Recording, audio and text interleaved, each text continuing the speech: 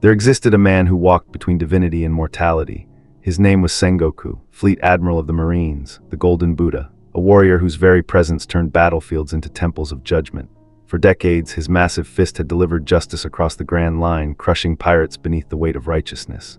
His Hido no Mi model, Deibutsu, allowed him to transform into a colossal golden statue of Buddha himself, a living god of war wrapped in the philosophy of peace. But gods bleed. It happened during the final hours of the Great War at Marineford. Sengoku stood atop the execution platform, his body towering in golden magnificence, fists the size of warships raining down upon those who dared threaten the world's order.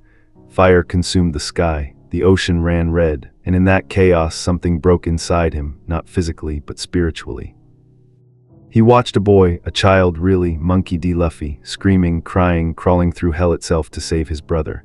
And Sengoku the Buddha, the arbiter of absolute justice, watched that brother die anyway, watched Portgas D. Ace fall with a fist through his chest, watched the light leave a young man's eyes while his brothers screamed toward the heavens apart. In that moment, Sengoku felt the weight of every decision he had ever made, every execution order signed, every life crushed beneath the banner of justice. He had spent 50 years building a world of order, and in a single afternoon, he watched it revealed for what it truly was, a machine that devoured the innocent alongside the guilty.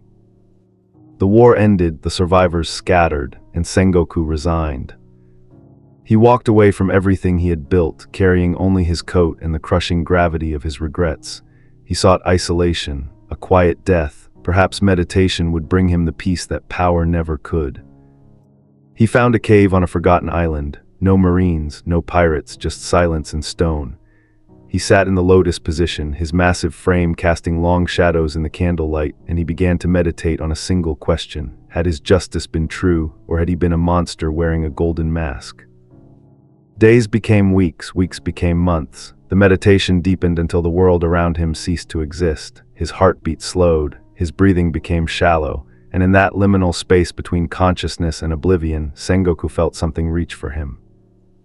Not heaven, not enlightenment. Something darker, something hungrier. A crack appeared in reality itself, a jagged wound in the fabric of existence. Crimson light spilled through like blood from a fresh cut. Sengoku's eyes snapped open. His instinct screamed at him to move, to transform, to fight, but his body wouldn't respond. The meditation had taken him too deep. The crack widened, voices poured through, screaming, laughing, crying all at once. The sound of damnation given form, and then gravity reversed. Sengoku fell. Not downward but elsewhere, through dimensions, through realities. His golden aura flickered and died. His age-worn body tumbled through an endless crimson void. Images flashed past him, wars he'd fought, orders he'd given, faces of those he'd condemned. Ace's death played on repeat, each loop cutting deeper than the last. You call yourself Buddha, a voice whispered from the void, but Buddha did not build his enlightenment on mountains of corpses. Sengoku tried to speak, to defend himself, but the void swallowed his words. He fell for what felt like eternities, and then, with an impact that shattered stone and bone alike, he struck ground. He lay there, broken and bleeding, in a place that smelled of sulfur and sin. The sky above him burned red. Buildings stretched toward that burning sky, structures of twisted architecture that defied logic and sanity. Neon signs flickered in languages he didn't recognize. Screams echoed from every direction. Sengoku, the Golden Buddha, had fallen into hell itself. And somewhere in the darkness something laughed. Before he was the Buddha, Sengoku was a boy who believed in heroes. 57 years before his fall into damnation, a young Sengoku stood in the ruins of his village. Pirates had come in the night, not the romantic adventurers of children's stories, but the real thing. Murderers, rapists, monsters wearing human skin. They had taken everything, his mother, his sister, the bakery his father had built with his own hands. The Marines arrived 3 days too late. But they arrived nonetheless, and at their head stood a man whose very presence seemed to push back the darkness. A vice admiral named Kong. He looked at the boy standing alone in the ashes and saw something worth saving. Justice delayed is justice denied, Kong had told him, placing a massive hand on his shoulder. But justice that never comes at all is a world not worth living in. Would you help us build a better one? Sengoku answered by enlisting that very day. He rose through the ranks with terrifying speed. not be. Because he was the strongest, though he was strong, but because he understood something fundamental about the world. Chaos was the natural state of humanity, and only through rigid structure could civilization survive. Pirates represented chaos, the Marines represented order. It was that simple. Or so he believed. The Hito Hito no Mi model, Debutsu, came to him in his 32nd year. A devil fruit of mythical rarity, it granted him the power to become Buddha incarnate, a towering golden giant capable of releasing shockwaves that could shatter mountains. The world government called it divine providence. Sengoku called it responsibility. With power came promotions: Admiral, Fleet Admiral, the highest seat of military authority in the known world, and with each step upward the decisions became harder, the moral lines became blurrier. There was the Ohara incident, an island of scholars who had committed the crime of seeking forbidden history. The order came from above, Buster Call, total annihilation. Sengoku had authorized it personally, convincing himself that knowledge which threatened the world's stability was knowledge better erased. He could still hear the screams as the island burned. There was Portgas de Rouge, a woman who held her unborn child in her womb for 20 months through sheer willpower, protecting the son of the pirate king. When she finally gave birth and died, Sengoku had ordered every infant in the South Blue investigated. Dozens of children died in that purge. Innocent lives ended on the mere suspicion of dangerous bloodlines. He told himself it was necessary, that the son of Gold Roger could not be allowed to live. But the boy survived anyway, grew up, became a pirate. And Sengoku watched him die at Marineford, watched the cycle of violence continue, and finally understood the truth he had been avoiding for 50 years. He had become the very thing he swore to destroy, a monster, just wearing a more respectable uniform than the pirates he executed. In that cave months before his fall, Sengoku had meditated on a Buddhist teaching: all conditioned things are impermanent. When one sees this with wisdom, one turns away from suffering. But what wisdom could excuse the things he'd done? What impermanence could undo the permanent graves of those he'd condemned? The memories burned through him now as he lay broken in hell's streets. His body screamed in agony, ribs cracked, lung punctured, hip shattered from the dimensional fall. Blood pooled beneath him, black in the crimson light of this damned realm. He tried to move, failed, tried to transform into his Buddha form, failed again. The power that had defined him for decades felt distant, locked behind walls of pain and trauma. Perhaps this is fitting, he thought, vision darkening at the edges. Perhaps this is the judgment I deserve. Footsteps approached, multiple sets. Sengoku's combat instincts flared despite his injuries. He forced his eyes open, forced his head to turn.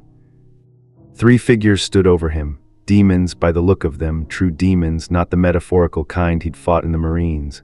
One was tall and thin with multiple eyes. Another had the lower body of a spider. The third wore a suit that seemed stitched from shadows and malice. Well, well, the spider demon said, voice dripping with predatory interest. Fresh meat and such an interesting aura. Military by the bearing, powerful by the residual energy, but broken, oh yes, deliciously broken.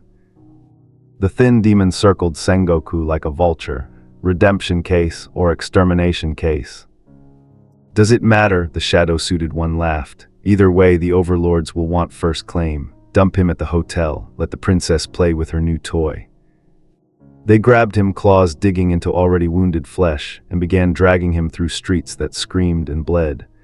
Sengoku tried to resist, tried to summon even a fraction of his former power, but his body had betrayed him completely. As consciousness faded, one final thought crystallized in his mind. I spent my life building heaven on earth, and my reward is to see what hell looks like from the inside. The demons laughed, the city screamed.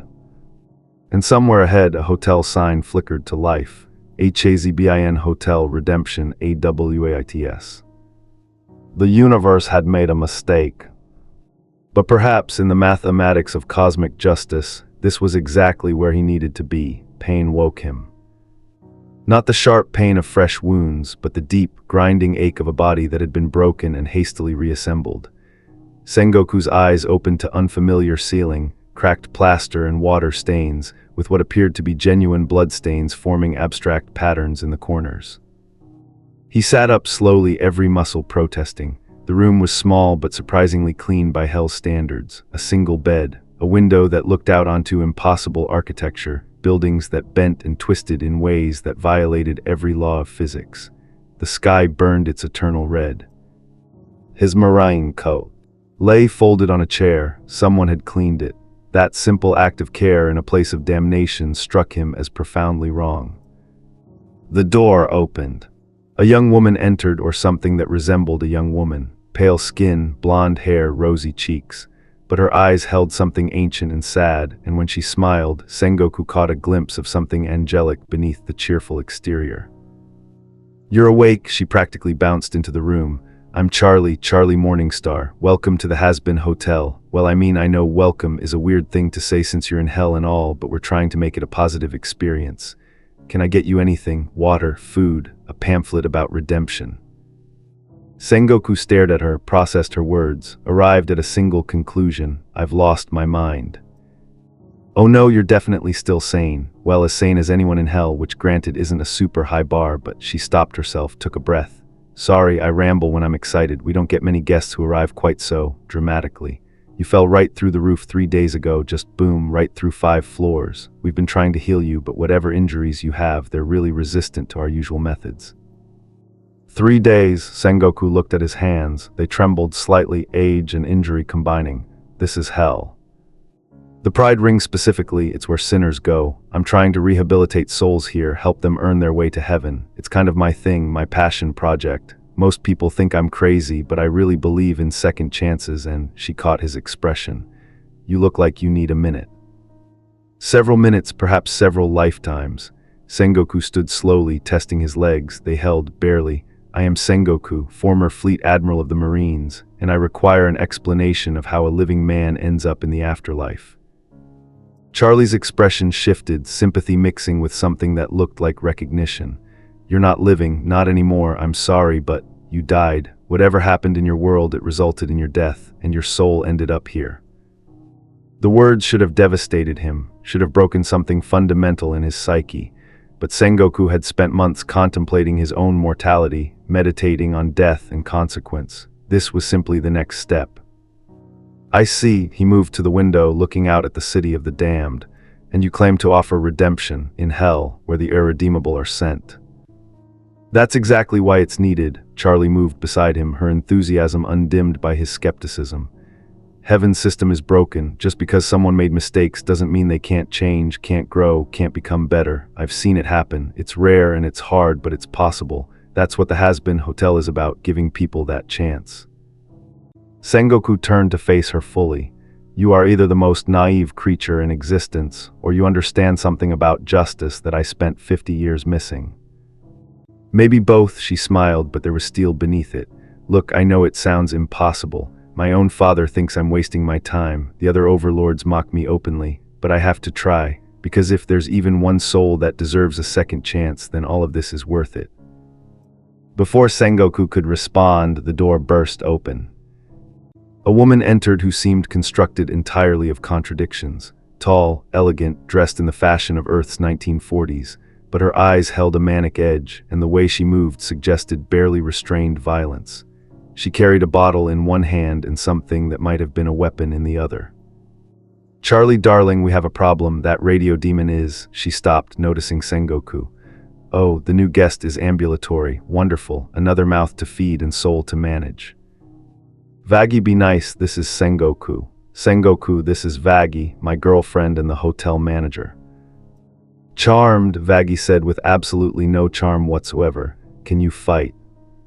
The question caught Sengoku off guard. "I was Fleet Admiral. Combat was my profession." "Great, because we're about to have company, and not the friendly kind." As if summoned by her words, an explosion rocked the building. Sengoku's combat instincts flared, decades of training overriding pain and confusion. He moved to the window. Below in the street, a group of demons had assembled. But these weren't the scavenger types who'd found him. These were organized, armed, dangerous. Leading them was a figure that radiated power, a shark-like demon in a suit, with dead eyes and a smile that promised violence. "Who is that?" Sengoku asked. "That," Charlie said, her cheerful demeanor finally cracking. is one of the overlords, and he's here because you are." The shark demon's voice carried up to the window, amplified by some hellish magic. Hazbin Hotel. Release the new arrival. The Overlord Council requires his presence. Refuse and we will extract him. By force. Sengoku felt something awaken inside him, not his devil fruit power, not yet, but something more fundamental. The part of him that had stood against Whitebeard at Marineford, the part that had never learned to back down. "Miss Morningstar," he said quietly, "I appreciate your hospitality, but I will not hide behind civilians while others fight my battles." "You can barely stand," Vaggie pointed out. "What exactly do you think you're going to do?" Sengoku smiled, an expression that hadn't touched his face in years. It was not a kind smile. It was the smile of a man who had spent 50 years becoming very, very good at violence. "I am going to remind Hell why Fleet Admirals are not to be trifled with." Golden light began to pulse beneath his skin. The transformation happened in stages. First, Sengoku's body swelled, muscles expanding, bones lengthening until he stood nearly twice his normal height.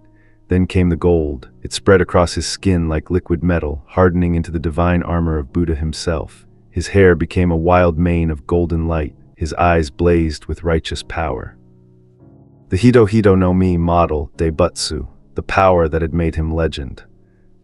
But something was different, wrong. The transformation felt incomplete, like trying to start an engine with half its parts missing. The golden aura flickered. Pain shot through his chest where injuries still lingered. "I'm weaker," Sengoku realized, "significantly weaker than I was alive." "Holy shit," Vaggie whispered. Charlie stared up at him with something between awe and concern. "Sengoku, you don't have to." "I do." His voice had changed to deeper, resonant with supernatural authority. "I have spent 3 months running from my past, no more." He walked to the hotel's entrance. Each step shook the building. The other residents scattered, sinners of various shapes and sizes who had been watching the confrontation from safe distances. Sengoku barely noticed them. His focus was singular. He pushed open the doors. The street outside had cleared except for the Overlord and his gang. 30 demons, all armed, all bearing the marks of countless kills. The Shark Overlord smiled wider, showing rows of serrated teeth. "The Golden Buddha," he said, tasting the words. "I've heard of you, died in your sleep like a coward after failing to protect your precious world order. And now you think you can stand against me. I am Crimson Tide. I've ruled these streets for a century. Your reputation means nothing here." Sengoku descended the hotel steps. "Then you've learned nothing in that century. Reputation is earned through action. Observe." He moved. 50 years of combat mastery compressed into a single motion. His palms struck forward, a basic technique from his training days, but channeled through his Buddha form, it became a shockwave of pure force. The air itself compressed, then exploded outward.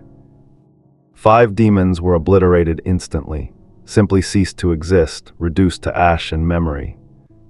The street fell silent. Crimson Tide's smile faltered. "Kill him, kill him now." The remaining demons charged. Sengoku met them not with flashy techniques or overwhelming power, but with brutal efficiency. A punch to remove a head, an elbow to shatter a spine, a palm strike that sent a demon flying through 3 buildings. But the weakness was catching up to him. His movements were slower than they should have been, his shockwaves less devastating, and the injuries from his fall were reopening, golden blood seeping through cracks in his divine armor. A demon got through his guard, claws raking across his ribs. Another struck from behind, blade finding the gap between his shoulder plates. Pain blossomed, white-hot and urgent. Sengoku grabbed both attackers and slammed them together with enough force to liquefy bone, but he was breathing hard now. The transformation was draining him faster than it should. Crimson Tide watched with calculating eyes. "You're dying. Even your legendary power can't overcome the wounds you already carry. Surrender now, and I'll make it quick." "I have spent 50 years making impossible choices," Sengoku said, blood dripping from his mouth. "I will not start taking easy ones now." He gathered what remained of his power, one final technique, the same one he'd used at Marineford to devastate Blackbeard's crew. He raised both palms skyward, and golden light began to coalesce above him, a miniature sun of pure compressed force. Buddha's judgment. The light descended. The explosion carved a crater 50 feet deep into Hell Streets. Buildings collapsed. Lesser demons were vaporized, and Crimson Tide, for all his power and century of rule, was slammed into the ground with such force that his body created its own crater within the larger one. Silent. Then slowly, impossibly, Crimson Tide stood, broken, bleeding, but alive. He looked at Sengoku with new respect and new fear. You really are a monster," he rasped. "Fine, you've earned your free. Dom, the Overlord Council will hear of this." He limped away, his surviving gang members dragging themselves after him. Sengoku stood alone in the crater, his Buddha form flickering like a dying flame. The power drain was catastrophic. He'd used everything, burned through his reserves to prove a point. The transformation collapsed. He returned to his human form and immediately fell to his knees. Blood poured from reopened wounds, his vision swam. 50 years of training told him exactly what was happening. His body was shutting down. The fight had taken too much. Footsteps, Charlie and Vaggie running toward him. "Don't move," Charlie was crying, actually crying. "We'll get help, we'll." "No," Sengoku looked up at her. "Let me say this. I have spent my entire existence fighting, building a world of order through violence, and it was all for nothing. Every battle won, every enemy defeated, every life taken in the name of justice. It amounted to nothing but an old man dying alone in a cave, haunted by his failures." "That's not true," Charlie said fiercely. "You just protected this hotel, saved everyone inside, that matters." "Does it?" he coughed, tasting copper. "I fell into hell, Miss Morningstar. The universe itself judged me unworthy of heaven. What redemption could possibly exist for someone like me?" Charlie grabbed his face, forcing him to meet her eyes. And in those eyes, Sengoku saw something he hadn't expected: absolute, unwavering conviction. The same redemption that exists for everyone here. The chance to be better than you were. The opportunity to choose differently. You asked if I was naive or if I understood something about justice. The answer is both. I'm naive enough to believe that anyone can change, and I understand that justice without mercy is just cruelty with better PR. Sengoku stared at her, at this strange, impossible girl preaching hope in hell itself. And for the first time in 3 months, perhaps 3 years, perhaps 50, he felt something other than regret. "Then teach me," he whispered. "Show me this redemption you speak of, because I have exhausted every other path." Charlie smiled through her tears. "Deal, but first let's get you inside before you bleed out again." They helped him stand, carried him back to the hotel, and as Sengoku crossed the threshold, supported by a demon princess and her girlfriend, he felt the weight on his soul shift slightly. Not lighter, not yet, but different. As if perhaps the universe's mistake might become its own strange form of grace. The Hazbin Hotel had a bar. This struck Sengoku as profoundly absurd, an establishment dedicated to redemption, serving alcohol to sinners trying to overcome their vices. But then again, he'd learned that hell operated on its own logic, a logic that often made more sense than the world he'd left behind. He sat at that bar now, 3 weeks after his arrival, his body finally healed but not whole. The injuries from his dimensional fall had left scars, not visible ones, but spiritual wounds that made accessing his Buddha form harder, more painful. He could still transform, but each time cost him more than it should. The bartender was a cat demon named Husk, a furry, winged creature who seemed to hate everyone equally. He poured Sengoku a glass of something amber without being asked. "You don't seem like the drinking type," Husk observed, his voice gravelly with decades of substance abuse. "I wasn't, but I also wasn't the type to die and wake up in hell." Sengoku took a sip. It burned. Circumstances change a man. "Or reveal what he always was," Husk muttered. "I was an overlord once, had power, territory, souls under contract, thought I was building something. Turned out I was just feeding an addiction to control. Lost it all in a bet to the radio demon." Sengoku had heard that name before, the radio demon. Charlie had mentioned him with a mixture of wariness and hope. Apparently, he was the hotel's primary benefactor, a decision that baffled everyone who knew his reputation. Alastor, as if summoned by thought, a voice crackled through the air like an old radio broadcast. "The radio demon at your service."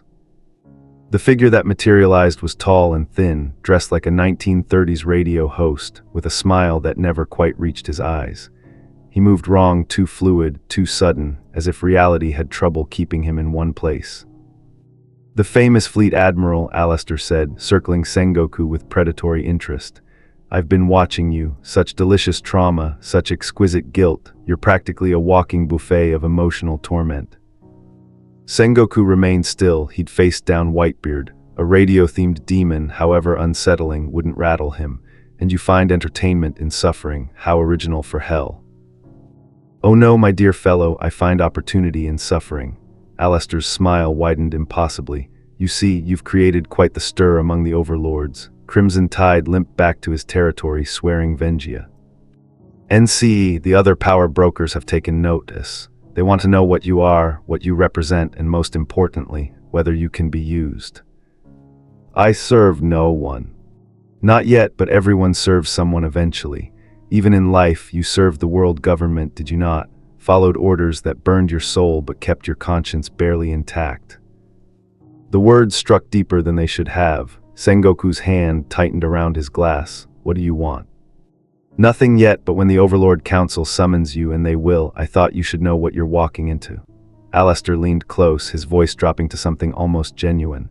These are not the petty criminals you executed in your former life. These are creatures who have spent centuries refining cruelty into an art form. They will try to break you, recruit you, or destroy you, probably all three.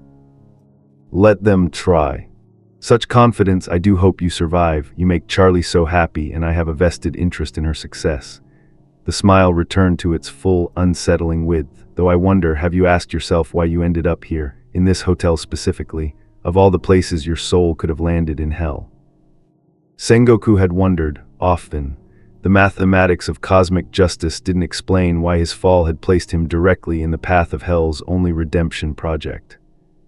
Before he could answer, the hotel's doors exploded inward. Not violently, just suddenly, swinging open with theatrical force. A figure stood in the doorway, backlit by hell's crimson sky, female, powerful, radiating an authority that made even Alastor step back. Sengoku of the Marines, she announced. The Overlord Council demands your presence. You will come willingly, or we will extract you. Choose. She was tall, with moth-like wings and elegant features that barely concealed predatory hunger. Her dress seemed woven from shadows and silk. This, Sengoku realized, was what true power looked like in hell. Refined, ancient, absolute. Charlie appeared from a back room. Valentino, what are you doing here? Not Valentino, dear princess, I am Velvet, and I'm here on official business. The moth demon's eyes never left Sengoku. The council wants answers about his power, about his purpose, about why heaven rejected a man who spent his life serving justice. He's under the hotel's protection, Charlie said firmly.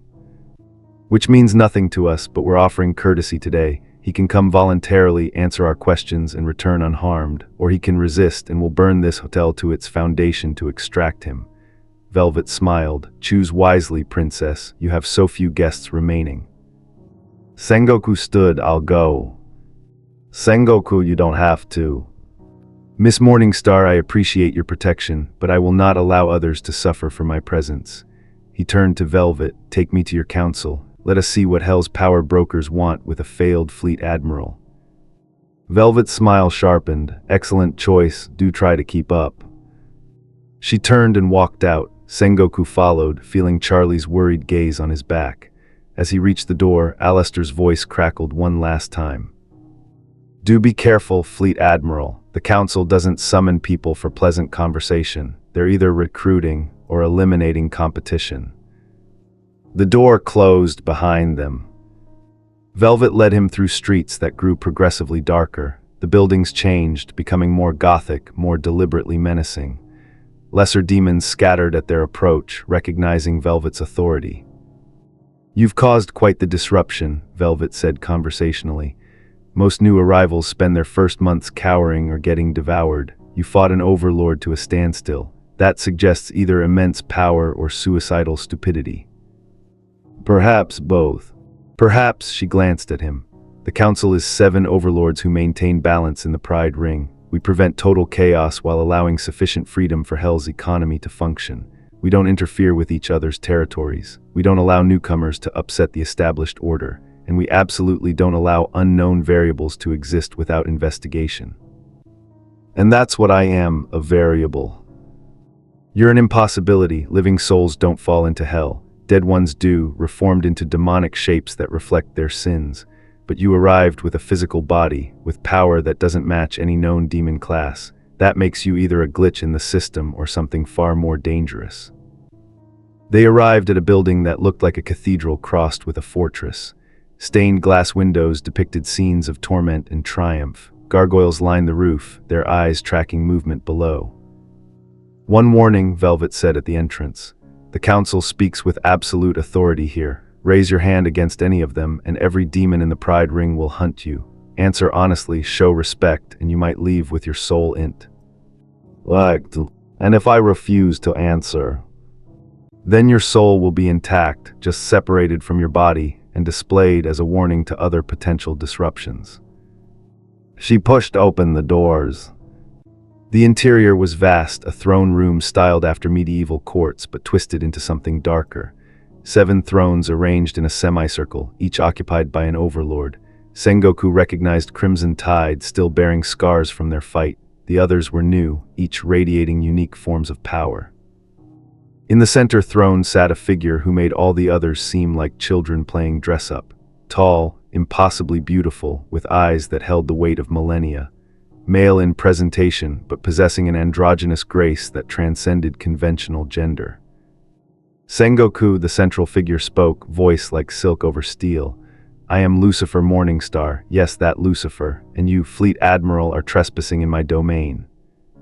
The words hit like a physical blow, not through power but through sheer impossibility. Sengoku had spent his life enforcing order, believing in structures and hierarchies, but standing before the actual devil, the being who had rebelled against God himself, shattered something fundamental in his understanding of reality. "You're surprised," Lucifer observed. "Expected horns and fire. Sorry to disappoint. I prefer a more refined aesthetic." He leaned forward. "Now, explain to me why a human soul, bearing the power of a mythical Zoan devil fruit that shouldn't exist in hell's metaphysics, appeared in my kingdom without my permission." Sengoku met those ancient eyes, and spoke a truth he'd been avoiding for weeks. "Because I don't know, I died meditating, and I woke here broken and confused. If this is judgment, I accept it. If this is punishment, I've earned it, but I know nothing of how or why I fell into your realm." Lucifer studied him with an intensity that stripped away pretense and lies. Then, unexpectedly, he laughed. "You're telling the truth, how refreshingly unusual." He looked to the other overlords. "This man is a cosmic accident, a glitch. Some bureaucratic angel probably filed the wrong paperwork, and now we have a human soul with divine power walking our streets." "What do we do with him?" Crimson Tide growled. "He nearly killed me." "Because you attacked him," Lucifer pointed out. "Self-defense is legitimate even in hell." He turned back to Sengoku.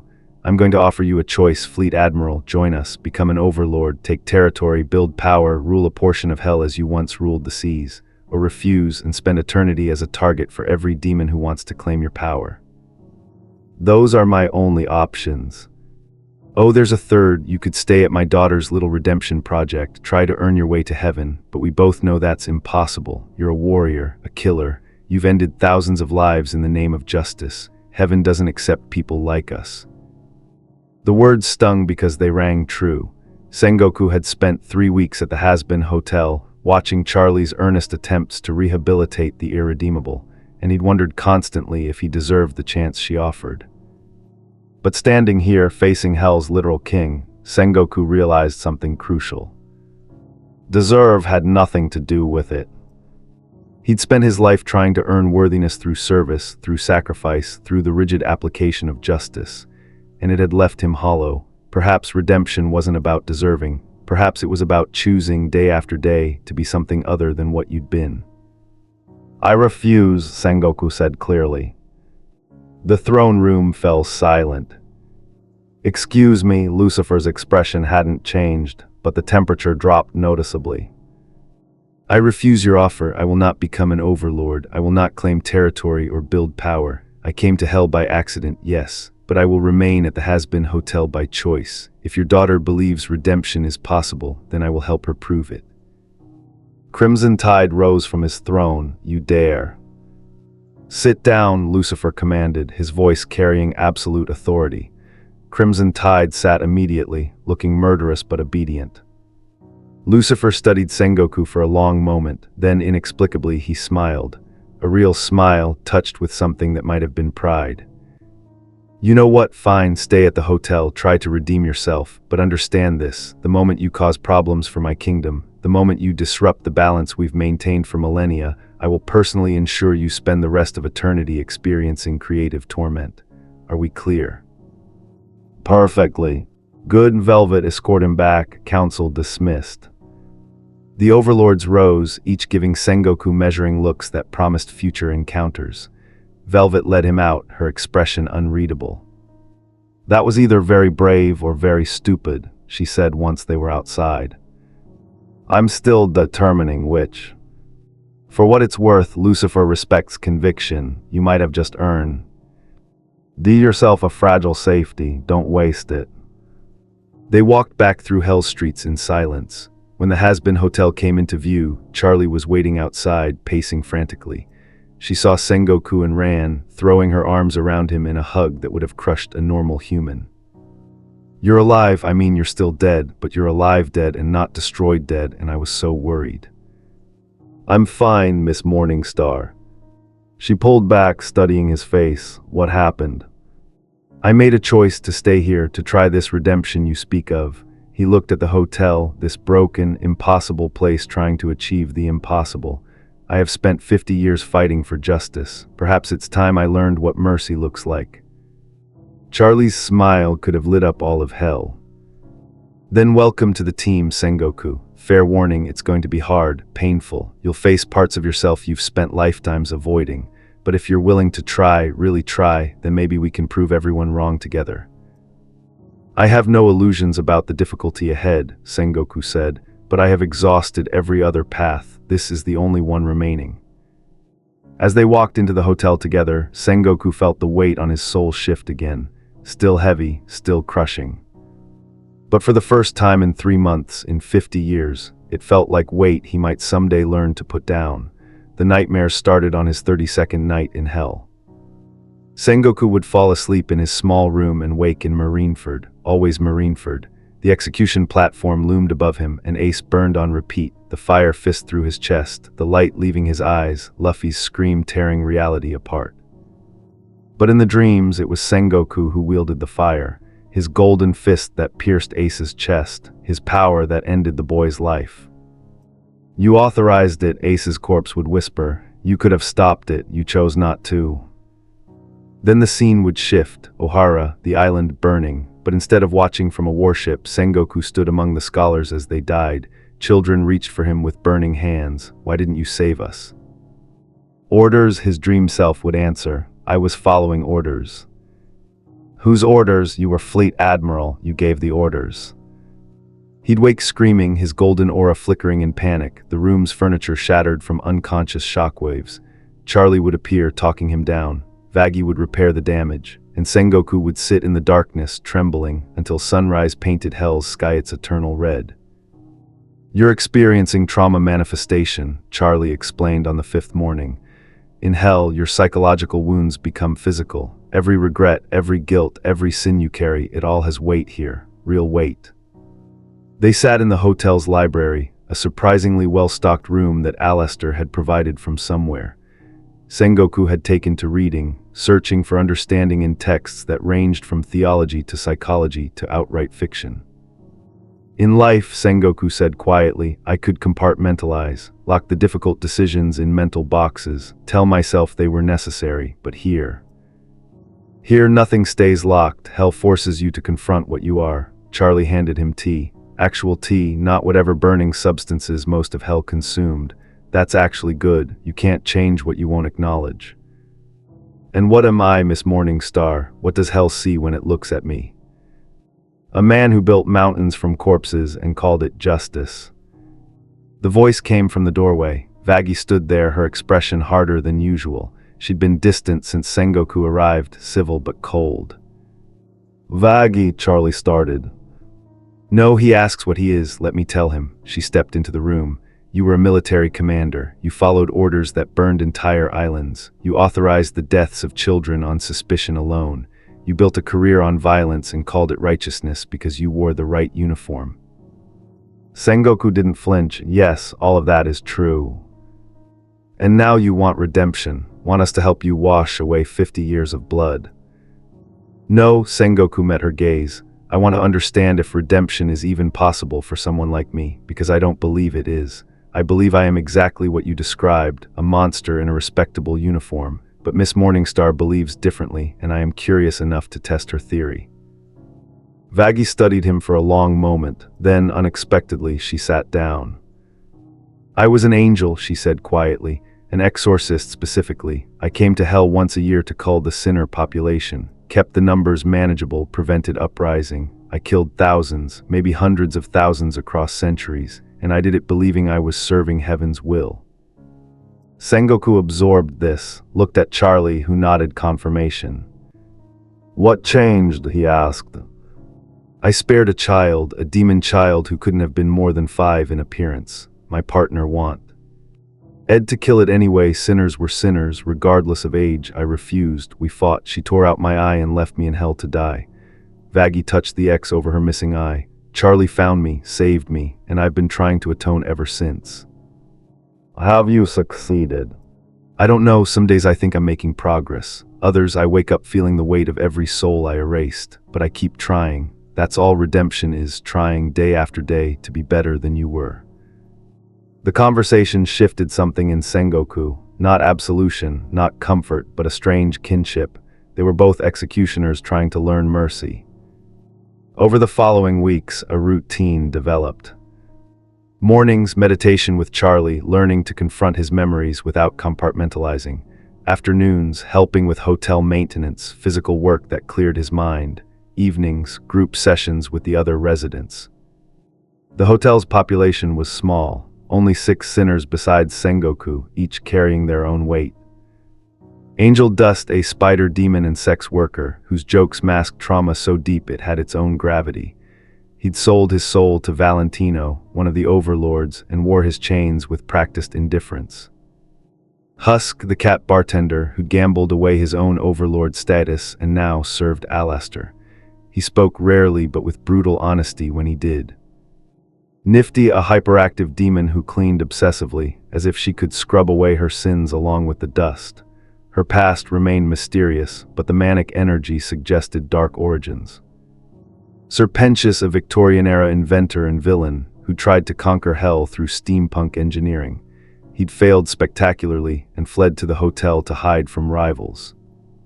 And then there were the staff. Alastor, who watched everything with that perpetual smile, his motives unknown and possibly unknowable. Vaggie, who managed operations with military precision and barely restrained frustration. Charlie, who held it all together through sheer force of optimistic will. They were broken people attempting the impossible. Sengoku fit right in. But the nightmares persisted. On his 47th night, something changed. He dreamed of Marineford again, but this time he wasn't just watching, he was making the decision. Fleet Admiral Sengoku, standing before the world government's highest officials, being given a choice. Let the boy go and Roger's legacy spreads, the pirate age intensifies, thousands will die in the chaos, or execute him publicly, make a statement, end this before it begins. Dream Sengoku had chosen execution, believed it would save lives in the long run, believed the mathematics of sacrifice justified the cost. But standing there again, with 50 years of hindsight and 3 months of hell burning away his rationalizations, Sengoku saw the choice differently. It hadn't been about saving lives, it had been about maintaining control, about keeping the world government's authority absolute, about ensuring his own system survived, regardless of who had to die to preserve it. He'd killed Ace not because it was necessary, but because it was convenient. The realization shattered him. He woke screaming, his Buddha form erupting involuntarily. Golden light filled the room. Shockwaves cracked the walls, and in that moment of absolute anguish, something else emerged. A figure, shadowy, bearing Sengoku's face but twisted with malice. Finally, it spoke with his voice. Finally, you see what you are. This was what Charlie had warned him about, the shadow self, the manifestation of repressed trauma and guilt. Every sinner in hell had one, most never confronted it. Those who did either integrated it or were consumed by it. You're not real, Sengoku said, forcing his transformation down. I'm the realest thing about you. I'm every order you gave, every life you ended, every time you chose the system over the soul. The shadow Sengoku smiled. I'm the part you buried beneath 50 years of meditation and philosophical justification. What do you want? Nothing, I just want you to admit it, say the words. You weren't serving justice. You were serving power. You were a tyrant who convinced himself he was a guardian. Sengoku wanted to deny it. Every instinct screamed to reject this accusation. But he'd spent 3 months learning to face truth, no matter how painful. Yes, he whispered, you're right, I was a tyrant. A well-intentioned one, perhaps, but tyrants don't need to be cartoonish villains. Sometimes they're just people who believe so completely in their own righteousness that they stop questioning their methods. The shadow paused, seemed surprised. You admit it. I admit it, I became what I fought against, spent decades crushing freedom in freedom's name, ending lives to preserve order. He took a shaking breath, I was wrong about almost everything. The shadow studied him, then slowly it began to change. The malice faded, the features softened until it stood. Awed before him not as a monster, but as a mirror. Admitting it doesn't erase what you did, it said quietly. I know. Doesn't earn you forgiveness. I know. Doesn't make you one of the good guys. I know. The shadow self smiled, sad, knowing, but it's a start. It stepped forward and merged with Sengoku, not violently, but like water finding its level. The integration was painful, every memory it carried, every truth it represented, slamming into his consciousness at once. When it finished, Sengoku collapsed. He woke to find Charlie sitting beside his bed, holding his hand. Vaggie stood at the door, arms crossed but expression concerned. Even Alastor had appeared, his smile slightly less menacing than usual. You confronted your shadow, Charlie said softly. That's huge, Sengoku. Most people spend decades avoiding that moment. I had no choice, it forced me to see clearly. He sat up slowly. I spent my life believing I was good because I opposed obvious evil, but I never questioned whether my methods were themselves evil, never asked if the system I protected deserved protection. And now, Vaggie asked. Now I don't know, but at least I'm asking the right questions. Charlie hugged him gentle this time, understanding his fragility. That's all we can do. Question, doubt, try to be better than we were. Some days we succeed, some days we fail, but we keep trying. Why, Sengoku asked, why do you believe in this so completely? Your own father thinks you're foolish. Charlie pulled back, her expression fierce. Because I've seen what the alternative is, eternal suffering, infinite punishment for finite crimes, a justice system that doesn't rehabilitate, just punishes forever. That can't be right, it can't be what existence is supposed to be. Perhaps it is, perhaps we earn our damnation. Maybe, but maybe we also earn our second chances. And until someone proves to me that redemption is impossible, I'm going to keep believing it's not.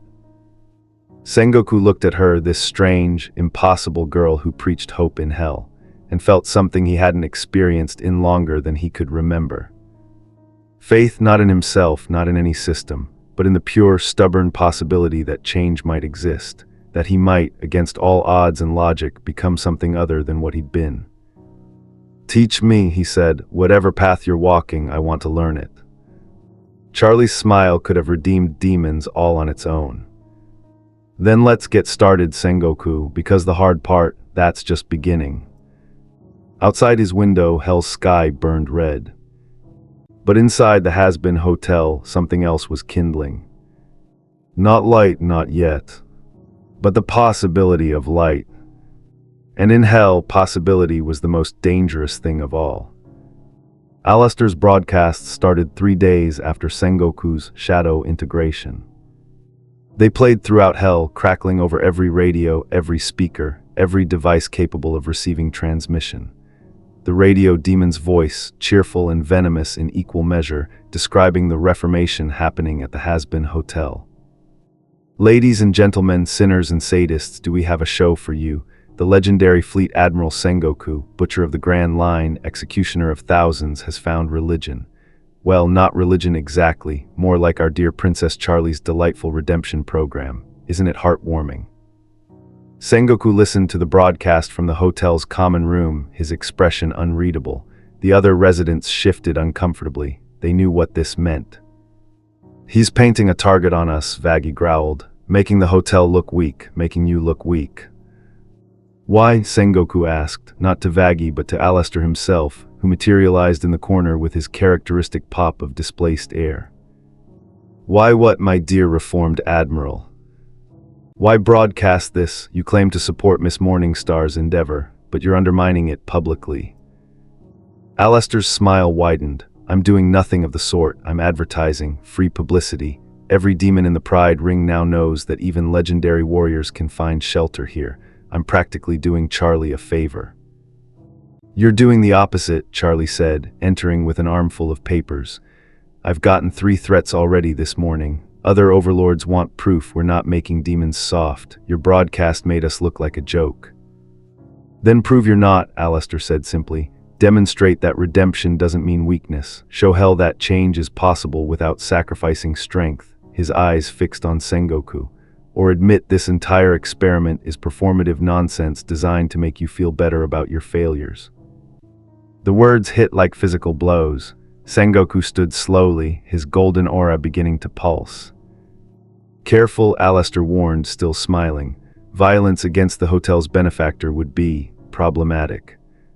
"Then explain your game," Sengoku demanded. "What do you gain from this?" For just a moment, so brief it might have been imagined, Alastor's smile faltered. Something genuine flickered in his eyes, something that looked almost like purpose.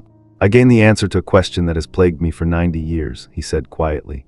"Can souls like ours, the truly damned, the genuinely monstrous, can we change, or are we fixed in our natures, forever locked in the patterns that brought us here?" He stepped closer. "You were a tyrant Fleet Admiral. I was a serial killer who broadcast my murders for entertainment. Charlie was, well, Charlie is Charlie, born into hell but believing in heaven's mercy. Between the 3 of us, we represent the full spectrum of damnation. If we can prove redemption exists, it changes everything. And if we can't, then at least we'll have discovered an entertaining truth. Either way, I win." The smile returned to full strength. "But for now, you have bigger problems. My broadcast has attracted attention, the kind you won't enjoy."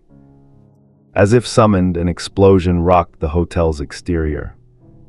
Sengoku moved on instinct, transforming mid-stride into his Buddha form, bursting through the wall rather than bothering with doors. Outside, the street had filled with demons, not an army, worse, a mob. Hundreds of sinners, each seeking to prove themselves by destroying the hotel, each wanting to claim the bounty that had apparently been placed on Sengoku's head. 1,000,000 souls, a voice called from the crowd. That's what the Overlord Council offers for the Fleet Admiral's head, fresh from the living world, thinking he can reform. Let's show him what hell really is. The mob surged forward. Sengoku met them. He'd spent his career fighting structured opponents, pirates with plans, marines with training. This was different. This was chaos given form. Hundreds of individual fighters with no coordination, no strategy, just rage and hunger. His palm struck out, shockwaves scattering the first wave, but more came, always more. Claws raked his golden skin. Weapons of bone and metal struck his armor. He fought with 50 years of experience, each movement efficient, each strike lethal. But he was outnumbered, overwhelmed, and his power in hell was weaker than it had been in life. A demon with acid breath scored a hit across his chest, another with blade arms carved into his back. Sengoku roared, releasing a full-power shockwave that created a crater 50 feet wide. Bodies flew, the street cracked. But they kept coming. Sengoku, Charlie's voice cut through the chaos. She'd emerged from the hotel in her demon form, horns extended, eyes blazing red, power radiating from her in waves. Fall back, we'll hold them. No, he wouldn't allow civilians to fight his battles, wouldn't let others pay for his choices. That pattern had defined his life, not here, not again. He gathered his power for one massive strike, something that would end this, kill them all permanently. The golden light around his fists intensified until it burned white-hot. When stopped. Because in that moment, looking at the mob of damned souls, Sengoku saw something he'd been missing. They were terrified. Not of him specifically, of what he represented. A living soul seeking redemption meant the system wasn't fixed, meant change was possible, and change in Hell's rigid hierarchy was existential threat. These demons weren't attacking from evil, they were attacking from fear. Enough. Sengoku's voice carried across the battlefield, not through volume but through pure authority, the same command voice that had controlled thousands of Marines. The mob hesitated. You come seeking bounty, Sengoku said, his Buddha form still towering but no longer radiating killing intent. 1,000,000 souls for my head, but ask yourselves who benefits from my death, the overlords who maintain Hell's status quo. They fear change more than you do. Pretty words from a murderer, someone shouted. Yes, I am a murderer. I've ended more lives than most of you combined. I've authorized executions, led purges, destroyed entire communities in the name of justice. Sengoku's voice didn't waver, and I carry every one of those deaths now, not as justification, as truth. I was wrong. And if I can be wrong, if a Fleet Admiral who spent 50 years enforcing order can be wrong, then maybe the system itself is wrong. The mob had gone quiet. So here's my offer, kill me if you want the bounty. I won't flee, but know that my death changes nothing. The hotel will continue. Miss Morningstar will keep trying to prove redemption exists, and every day you spend in hell, you'll remember that you had a chance to be part of something different, and you chose violence instead. Silent. Then from the back of the crowd, a voice, fuck the overlords. Laughter, dark, bitter laughter, but laughter nonetheless. He's right, another demon called. We're killing each other for scraps while they feast above. The mob began to fragment, not all of them. Some still pushed forward, hunger overriding reason, but enough dispersed that Sengoku could handle the remainder without massacre. He fought the rest with minimal force, disabling, not killing, breaking limbs instead of necks, using his power to end the fight without ending lives. When it finished, Sengoku stood alone in the crater, breathing hard, his Buddha form flickering from exhaustion. Charlie approached slowly. That was incredible. You talked them down. Some of them, others will return. This isn't over. But it's different from how it would have been. She helped him walk back to the hotel. A month ago, you would have killed them all. Now you're trying to spare them. Is that redemption, Sengoku asked, or just exhaustion? Maybe both. Maybe that's what changes, being too tired to keep doing things the old way, so you try something new. Inside the hotel, Vaggie was coordinating repairs. Husk was remarkably calm for someone whose bar had been partially destroyed. Nifty was already cleaning blood from the floors, humming cheerfully. And Alastor watched from the stairs, his expression unreadable. Well played, Fleet Admiral, he said. Though you've made the Overlord Council very nervous, expect retaliation. Let them come. Oh, they will, but not how you expect. Alastor's smile turned sharp. They won't send mobs or armies, they'll send something much worse. What could be worse? Temptation. Before Sengoku could ask what that meant, a figure materialized in the hotel's lobby. Tall, female, impossibly beautiful. Her presence radiated power and promise in equal measure. Sengoku of the Marines, she purred. I am Lilith, first woman, mother of demons, and I have come to make you an offer you'll find very hard to refuse. Charlie's face went pale. Mother. Lilith smiled. Hello, daughter. We need to talk about your little rebellion, and about whether this former admiral is truly committed to redemption, or just running from his past. The hotel fell silent, and Sengoku felt the weight on his soul double. Because Alastor was right. Mobs he could fight, armies he could defeat. But temptation. That was a war he'd never learned to win. Lilith was everything Hell's Queen should be, power wrapped in grace, cruelty disguised as compassion. She sat in the hotel's parlor like she owned it, which technically she did. Her husband Lucifer owned Hell. The math was simple. You've caused quite the stir, she said, studying Sengoku with eyes that had witnessed the birth of sin itself. A human soul with mythical power choosing redemption over rulership. The overlords are terrified, my husband is intrigued, and I'm curious. About what? Sengoku remained standing, unwilling to show deference to anyone who wasn't Charlie. About what you really want, because in my experience, people who choose redemption aren't seeking change, they're seeking absolution, and there's a difference. Charlie stepped between them. Mother, Sengoku is a guest here, under the hotel's protection. Relax, dear, I'm not here to threaten him. I'm here to offer him something far more dangerous than violence. Lilith stood, moving with liquid grace. Fleet Admiral, what if I told you that you could have your old life back?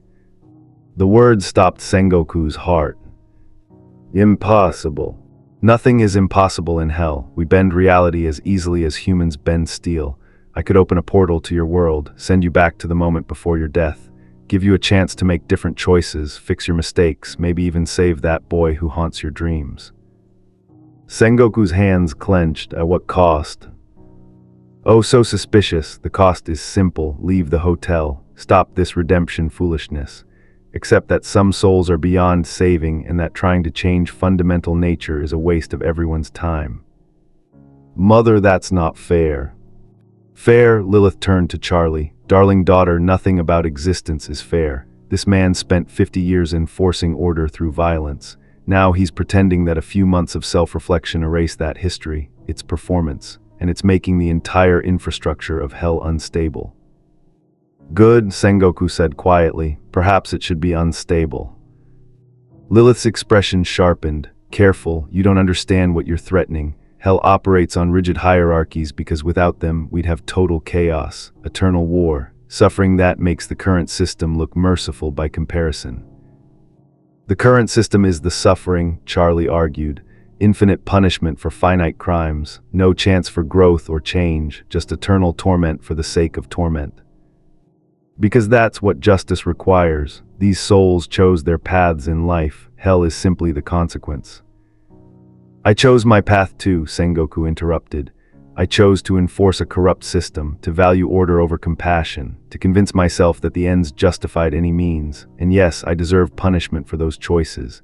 But if punishment is all that exists, if there's no possibility of change, then what's the point? We're just trapped in cycles, repeating patterns forever.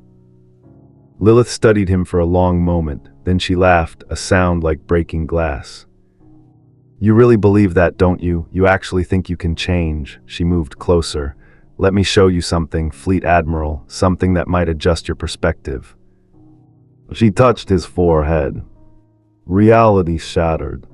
Sengoku found himself back at Marineford, but not as observer, as participant. He watched himself give the order to execute Ace, watched Luffy's heart break, watched the war continue, senseless and brutal.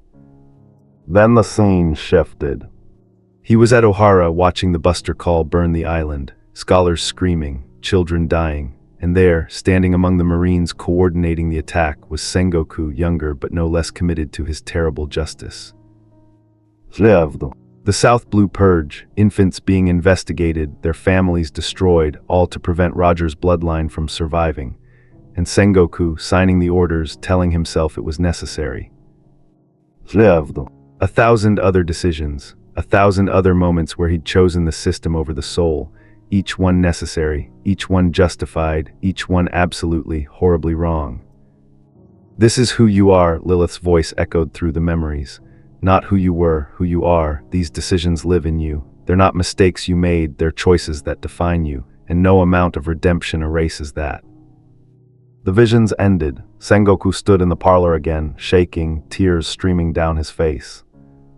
You're right, he whispered, those decisions do define me. I can never undo them, can never balance the scales. There's no amount of good that erases that much horror.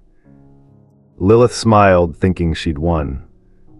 But Sengoku continued, voice strengthening, that doesn't mean I stopped trying, because the alternative is accepting that I'm fixed, that I'll always be that person. And if that's true, if we're all just locked into what we've been, then existence itself is pointless. We're just running out the clock on predetermined natures. Exactly, finally you understand. No, Sengoku met her eyes. I understand that you've given up, that you and Lucifer and the overlords have all decided that change is impossible, so you might as well maintain the status quo. but Miss Morningstar hasn't given up, and I'm too stubborn to accept that 50 years of mistakes define all eternity. Charlie was crying now openly. Sengoku. Take your offer and leave, Sengoku told Lilith. I don't want my old life back, I want to earn a new one, and if that's impossible then I'll fail trying, but I won't stop. For the first time, Lilith's composure cracked. You're a fool. Perhaps, but I'm a fool who's finally asking the right questions.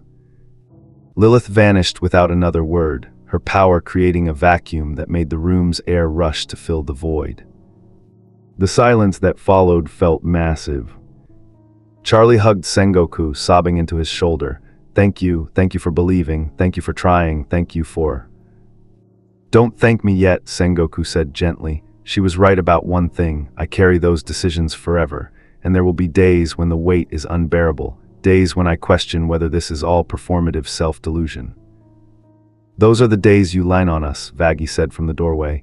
That's what community is for, you carry our weight sometimes, we carry yours. Pretty words, Husk muttered from the bar, but Lilith was also right that you've made hell unstable, expect consequences. He was right to warn them. The consequences arrived that night. Sengoku stood watch on the hotel's roof, unable to sleep when he felt it, a presence approaching. Not violent, not threatening, just massive, ancient, unavoidable. Lucifer appeared beside him without preamble. You rejected my wife's offer, Hell's King said conversationally. I'm honestly surprised, thought you'd jump at the chance to fix your mistakes. Fixing implies they never happened. I want to acknowledge them and move forward. Philosophical, I appreciate that. Lucifer looked out at his kingdom. You know what my rebellion was really about, not pride, not ambition, freedom. I saw heaven's rigid hierarchy and thought, why must everything follow predetermined patterns? Why can't angels choose their own paths? And you were cast out for that question. Precisely, cast into hell to rule over the very thing I opposed, an eternal prison with rigid hierarchies and no freedom at all. The irony is delicious, don't you think? Sengoku considered this. You could change it, you have absolute power here. Power is maintaining the system, Fleet Admiral. The moment I try to change hell's fundamental nature, the whole thing collapses. Demons need hierarchy, need structure. Without it, they'd tear each other apart and then come for Earth. So you maintain a prison you hate because the alternative is worse. Now you're getting it, Lucifer smiled sadly. Just like you maintained a corrupt marine system because the alternative was pirate chaos. We're both jailers who convinced ourselves we were guards. The comparison stung because it was accurate. Charlie thinks differently, Sengoku said. She believes change is possible without collapse. Charlie is young and idealistic. She doesn't understand the weight of millennia, the patterns that can't be broken without breaking everything. Or she understands something we don't, that the weight we carry isn't imposed by reality, it's imposed by fear. Lucifer turned to face him fully. You're dangerous, Fleet Admiral, not because you're powerful, because you give people hope, and hope in hell is revolutionary. Will you stop me? No, but I won't help you either. You want to prove redemption exists, fine, do it without my protection. The overlords are now authorized to move against the hotel. Not directly, that would be crude, but through influence, politics, making your existence here untenable. Understood. And Sengoku, when you fail, and you will fail, try not to take my daughter down with you. She's the only good thing I've ever created. I'd rather not watch her broken by your doomed crusade. Lucifer vanished. Sengoku stood alone on the roof, feeling the weight of hell's full attention, now focused on the Hazbin Hotel. War was coming, not with weapons, with something more insidious. And for the first time since arriving in hell, Sengoku wondered if he was strong enough for what lay ahead. Below, the hotel lights burned against hell's darkness. A single small beacon, trying to prove that even in damnation, change might be possible. The universe had made a mistake sending him here. But perhaps mistakes were just opportunities wearing different faces. The siege began not with violence, but with economics.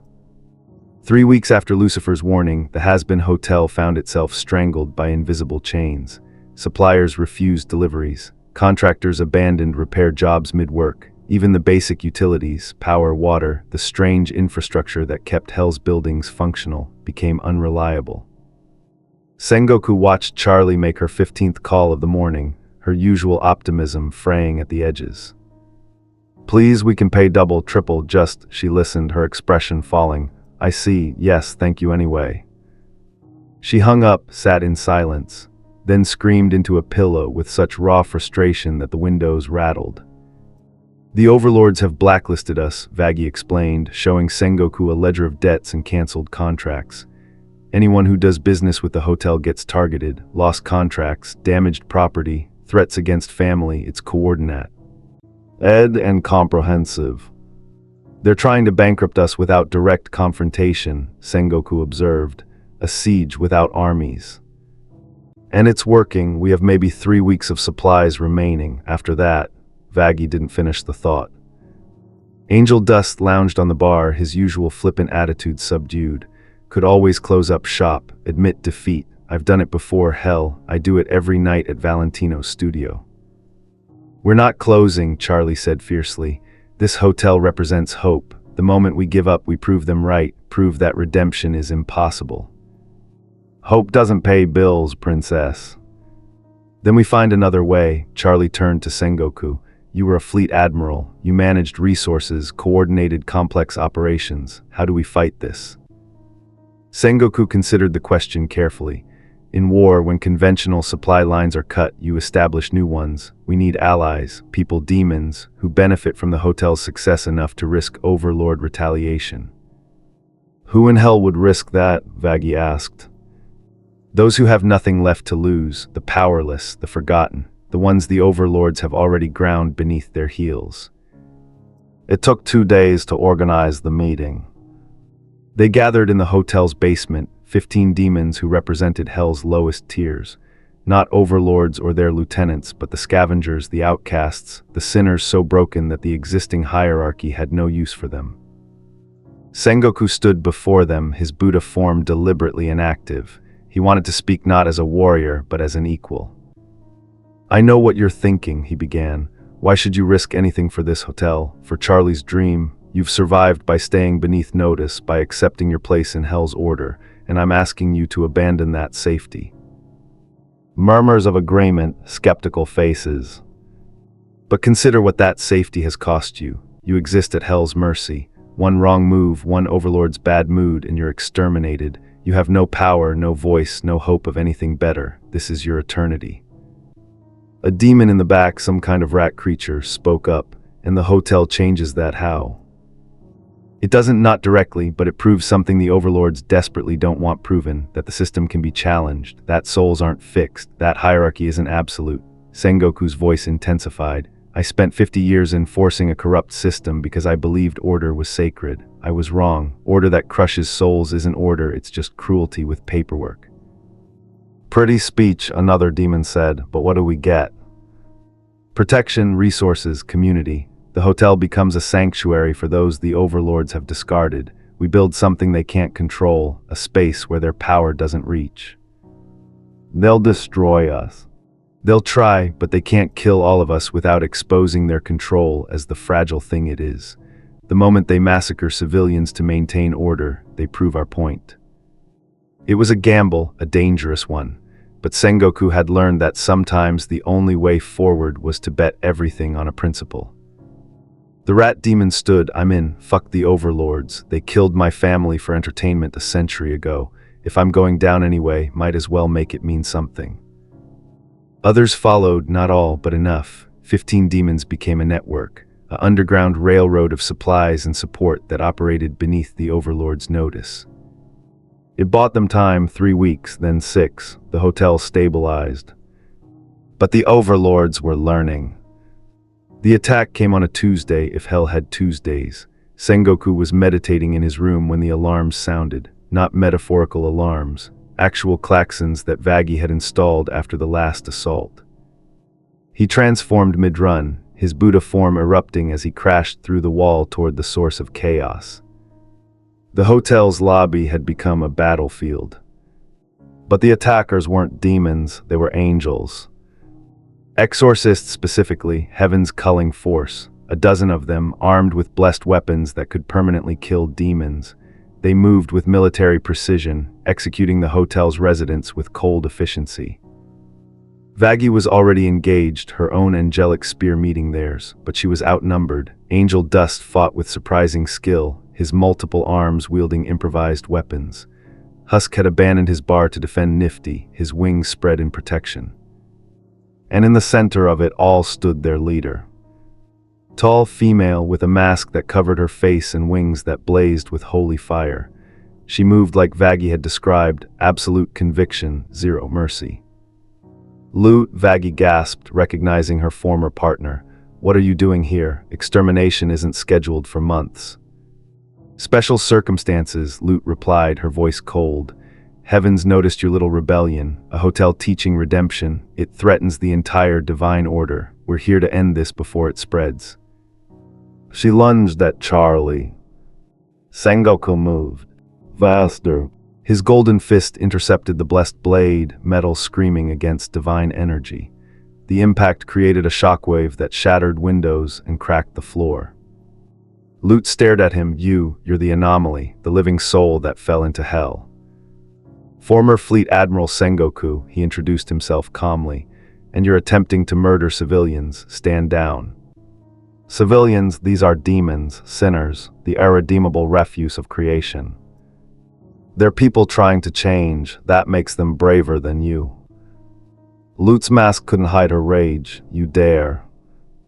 I dare everything. I spent 50 years as you are now, convinced of my absolute rightness, willing to kill in service of order.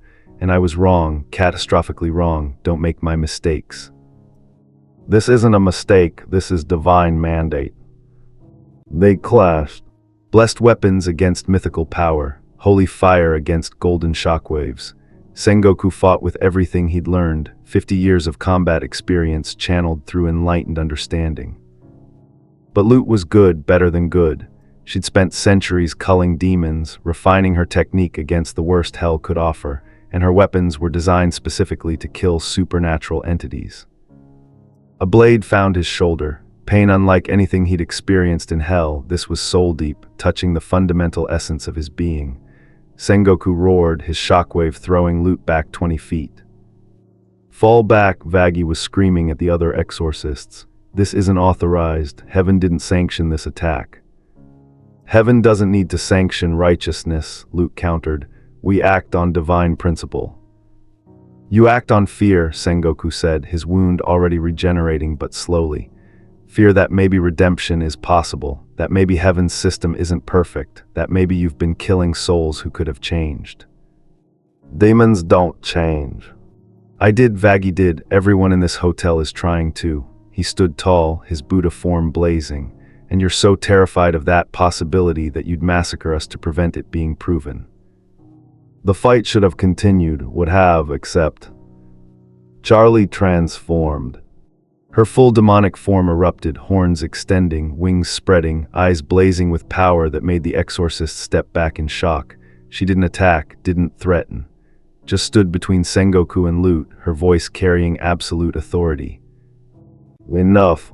The word reverberated through reality itself. Charlie's bloodline, daughter of Lucifer, princess of hell, gave her power that even exorcists respected. This is My Hotel, my dream, my responsibility. And I'm telling you, Loot, that you have no authority here. This is hell. Heaven's jurisdiction ends at the border. Your dream threatens the cosmic order. Good, maybe the cosmic order needs threatening. Maybe a system that punishes eternally without hope of change is the actual evil here. The exorcists wavered, their conviction, absolute moments ago, cracking under Charlie's divine fury. Loot stood alone, her mask hiding whatever emotions warred beneath. This isn't over, she said finally. Heaven will hear of this, and when they send proper judgment, not even your bloodline will protect you. She vanished, her team following. The hotel fell silent except for the sound of injured demons groaning. Sengoku's Buddha form collapsed. He fell to his knees, the blessed weapon's wound burning like acid through his soul. Charlie was beside him instantly. Are you okay? Define okay, he managed. I've been stabbed by divine weaponry. It's unpleasant. Why did you do that, risk yourself like that? Sengoku looked at her, this impossible girl who believed in redemption strongly enough to stand against heaven itself. Because you were right to believe, and someone needed to prove that beliefs are worth fighting for. The hotel's residents gathered around him, not just the permanent ones, but the 15 demons from the underground network. They'd come running when the alarms sounded, brought weapons, brought numbers, brought solidarity. This is different, the rat demon said, looking around at the assembled sinners. We actually fought back against heaven. And survived, another added. Because we stood together, Charlie said firmly, because we refused to accept that we're just disposable, that our lives don't matter. Sengoku felt something shift in the room. Not hope, hope was too fragile, but something stronger, determination, purpose.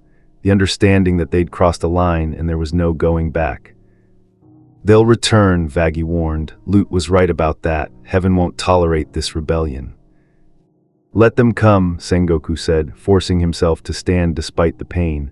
I've faced impossible odds before. The difference this time is I'm fighting for something that actually matters. Which is, Husk asked. Sengoku looked around at the gathered demons, the broken, the damned, the supposedly irredeemable, all of them trying Aga. Inst cosmic decree to be better than they'd been. The right to change, the freedom to choose differently, the radical idea that eternity doesn't have to be a prison. That night word spread through hell. The Hazbin Hotel had stood against heaven itself and survived. It was the first crack in a system that had endured since creation. And cracks, once started, only grew wider. The wound wouldn't heal. 3 days after the exorcist attack, Sengoku's shoulder still burned with holy fire. The blessed blade had carved something deeper than flesh. It had damaged the fundamental essence of his soul. He sat in meditation, trying to channel his Buddha power toward healing. But the divine energy that had once flowed freely now moved like sludge through damaged channels. You're dying, Alastor observed from the doorway, his perpetual smile somehow conveying genuine concern. Blessed weapons don't just wound, they corrupt, twist. That injury will spread until it consumes you entirely. How long? Weeks, maybe days if you keep using your powers. Then I'll use them carefully. Or you could leave, accept Lilith's offer, return to your world before the corruption becomes permanent. Sengoku opened his eyes. That offer is still available. Always, the Morningstar family doesn't withdraw generosity lightly. Alastor tilted his head. Though I'm curious why you haven't accepted. Most would jump at resurrection. Because going back doesn't change what I was, just gives me the chance to make the same mistakes again. Sengoku stood slowly, each movement sending pain through his core. I'm more useful here, fighting for something that matters. How noble, how foolish, Alastor's smile widened. You remind me of myself, before I learned that nobility is just pride wearing a prettier mask. Perhaps pride is just nobility that's forgotten its purpose. Before Alastor could respond, Charlie burst into the room. We have a problem, a big one. She led them to the lobby where a crowd had gathered, not attacking, petitioning. Dozens of demons all seeking entry to the hotel, not for redemption, for protection. Word spread about the exorcist attack, Vaggie explained, looking overwhelmed. Every demon who's ever been targeted by heaven's culls is seeing this place as a sanctuary. We can't house them all, Husk said bluntly. We barely have resources for current residents. We have to try, Charlie insisted. We can't turn away people seeking safety. Watch us, Vaggie countered. Charlie, we're not equipped for this. Food, space, security, we don't have the infrastructure. An argument erupted, voices rising, tensions cracking, the hotel's fragile community fracturing under pressure. Sengoku watched it unfold with a sick sense of recognition. This was Marineford again, resources stretched too thin, impossible choices between bad options, the mathematics of sacrifice demanding someone pay the price. Stop, his voice cut through the chaos, not loud but carrying absolute authority. Miss Morningstar, I need to speak with you privately. They retreated to her office, a small room cluttered with redemption plans and half-finished strategies. "You can't save everyone," Sengoku said gently. "I have to try." "No, you have to choose, that's leadership. Not trying to do everything, but deciding what matters most and accepting the cost of that choice." Charlie's eyes filled with tears. "I can't turn them away, they're desperate, they need help. And helping them might destroy the hotel, drain resources until you can't help anyone, including yourself." Sengoku sat across from her. "I learned this lesson too late, spent decades trying to save the world through order, never realizing I was crushing the very people I claim to protect. So what do I do? Make the hard choice, help who you can, build your capacity, but don't sacrifice the mission for the moment." "That's so cold." "It's strategic, and strategy is how you survive long enough to actually make a difference." Charlie wiped her eyes. "How do you live with it, knowing you can't save everyone?" "I don't. The guilt is permanent, but the guilt of inaction is worse." Sengoku's shoulder flared with pain, reminding him of his own mortality. "We're all carrying impossible weights. The question isn't how to put them down, it's how to carry them without being crushed." They returned to the lobby together. Charlie addressed the crowd with new resolve. "I can't take everyone, I'm sorry, but I can offer temporary sanctuary, 3 days shelter, food, and safety while you find other arrangements. And I'll work with Hell's Underground to establish more safe houses. This hotel will be the first of many." It wasn't what the crowd wanted, but it was honest, real, and slowly they began to accept it.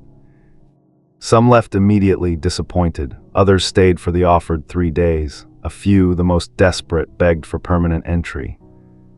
Charlie interviewed them personally, made impossible choices, accepted some, rejected others, and carried the weight of each decision with visible pain.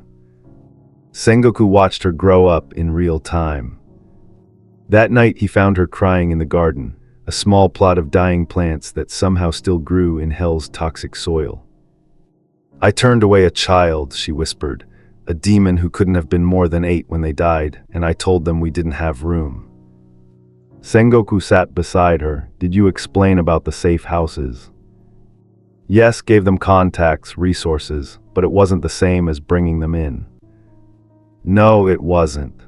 How did you do this for 50 years, make these choices?"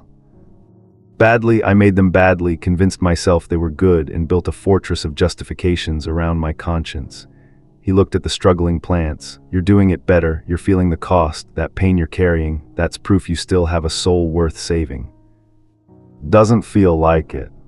"It never does, but tomorrow you'll wake up and make more impossible choices, and the day after, and eventually you'll look back and see that those accumulated choices built something meaningful." They sat in silence, 2 leaders carrying the weight of decisions that would haunt them forever. The blessed wound in Sengoku's shoulder pulsed. He had maybe a week remaining before the corruption consumed him, maybe less. He hadn't told Charlie, hadn't told anyone except Alastor, because his death would devastate the fragile community they'd built, would prove the overlords right, that redemption was impossible, that change led only to suffering. But he was running out of time. The next morning, Sengoku made a decision of his own. He sought out Alastor in the radio tower, a structure the demon had built atop the hotel without asking permission. "I need a favor," Sengoku said. Alastor's eyebrows rose, the mighty Fleet Admiral asking for help, do tell. "The corruption is spreading faster than you predicted. I have days, not weeks, and when I die it can't be here, can't be where Charlie can see it." "Ah, you want me to arrange a dignified exit, how touching." "I want you to arrange a meaningful one. The overlords are still circling, still trying to destroy the hotel. My death could buy Charlie time, make them think the threat is neutralized. Or it could embolden them, prove that redemption kills. Then make it look like I went down fighting, one final stand against Hell's power structure, a martyr for the cause." Alastor studied him with unreadable eyes. "You've thought this through." "I have, and I'm asking you, not as the radio demon, but as someone who seems to actually care about Miss Morningstar's success. Help me make my death count for something." For a long moment, Alastor's smile faltered. Something genuine showed through. You really believe in this, in her? I believe in the possibility she represents, that souls aren't fixed, that eternity doesn't have to be damnation. And I believe that sometimes, the best thing a warrior can do is know when to fall. How poetic, the smile returned. Very well, Fleet Admiral, I'll arrange your grand finale, but on one condition. Which is? You tell Charlie yourself, don't rob her of the chance to say goodbye. She deserves that much. Sengoku's throat tightened. That will break her. Yes, but she's stronger than you think, and she'll need that strength for what's coming. That evening, Sengoku found Charlie in her office, reviewing applications from demons seeking sanctuary. Miss Morningstar, I need to tell you something. She looked up, saw his expression, and immediately knew. You're dying. Yes, the blessed wound is spreading. I have perhaps 3 days remaining. Charlie's face crumpled. No, there has to be a way to heal it. We could ask my father or find some kind of... There isn't. Blessed weapons are designed to kill permanently. Even in hell, some deaths are final. Then don't fight, don't use your powers, maybe if you rest. The corruption spreads regardless. Fighting or resting, the result is the same. He moved closer. But I can choose how I die, and I choose to make it matter. What does that mean? It means I'm going to challenge the Overlord Council directly, force a confrontation that exposes their fear of change. My death will prove that redemption is worth dying for. That's insane, Charlie was crying now openly. That's suicide, and it doesn't prove anything except that you gave up. I'm not giving up, I'm investing my remaining time in the only currency that matters, proving your dream is worth defending. I don't want proof, I want you alive, She broke down completely, sobbing. Sengoku held her, this impossible girl who'd shown him that change was possible. Thank you, he said quietly, for believing in a broken old man, for showing me that redemption isn't about erasing the past, it's about choosing the future. You've given me something I spent 50 years searching for. What? Purpose? Real purpose, not duty or orders or systemic obligation, but the conscious choice to stand for something meaningful. Charlie looked up at him, tears streaming. Promise me something. Anything. Promise that when you face them, you'll remember that you're not just fighting for the hotel. You're fighting for yourself too, for your own redemption, not just ours. Sengoku considered this. I don't know if I deserve redemption. No one does, that's the point. It's not about deserving, it's about choosing. So promise me you'll fight for yourself as hard as you fight for us. He nodded slowly, I promise. They spent the next 2 days preparing. Not for victory, they both knew that was impossible, but for the statement, the message that would echo through hell long after Sengoku fell. And on the third morning, as the corruption reached his chest and breathing became agony, Sengoku walked toward the Overlord Council's tower. His final battle awaited, and with it the slim chance that his death might purchase something more valuable than his life ever had. The proof that change, even in hell, was possible. The tower stood at hell's center, a monolith that pierced the crimson sky like a blade through flesh. This was where the Overlord Council convened, where hell's power brokers decided the fate of millions. Sengoku stood before its gates, his Buddha form barely sustainable. The blessed corruption had spread across his entire torso now, golden skin marred by spreading black veins. Each breath felt like swallowing fire. Behind him, the hotel's residents had gathered despite his orders to stay away. Charlie stood at the front, her demonic form radiating defiant power. Vaggy, Angel Dust, Husk, Nifty, all of them, refusing to let him face this alone. You should have stayed behind, Sengoku said. Shut up, Vaggy replied without heat. You don't get to martyr yourself without witnesses. Besides, Angel Dust added, checking his weapons, you made us care about this redemption crap. Only fair we watch you cash the check your enlightened ass wrote. The gates opened without prompting. The overlords were waiting. The council chamber was vast, circular, with 7 thrones arranged to maximize intimidation. Each overlord sat in judgment, their combined power pressing down like physical weight. Crimson Tide, Velvet, 3 others Sengoku didn't recognize, and at the center, Lucifer himself. Fleet Admiral Sengoku, the devil said conversationally, "We've been expecting you. The blessed corruption is quite advanced. Days remaining, hours." "Does it matter?" Sengoku walked forward, each step an act of will. "I came to deliver a message." "How dramatic, please do elaborate." "Your system is breaking, not because of external force, but internal contradiction. You claim hell is for punishment, for justice, for the cosmic order, but what you've really built is a prison that benefits those in power while crushing everyone else." "Fascinating revisionism from someone who built the exact same system in his world," Velvet observed. "Exactly my point. I know what you're doing because I did it myself. Convinced myself that order justified any cruelty, that the system's stability mattered more than individual souls, and I was wrong, catastrophically wrong." Lucifer leaned forward. "So you've come to, what, convince us to change, reform hell itself?" "No, I've come to prove that even dying, even corrupted by divine weaponry, I'd rather fight for the possibility of change than accept your eternal stagnation." "How very noble, and how will you prove this?" Crimson Tide's smile showed rows of shark teeth. "You can barely stand." Sengoku's response was to transform more fully. His Buddha form expanded, golden light blazing despite the corruption eating through it. The power surge was agony, blessed wounds screaming as divine energy coursed through damaged channels, but he forced it anyway. "I'll prove it by forcing you to kill me publicly, by making you demonstrate that the only response you have to defiance is violence. Every demon in hell will watch you execute a dying man rather than engage with his arguments." The overlords shifted uncomfortably. They'd expected battle, not rhetoric.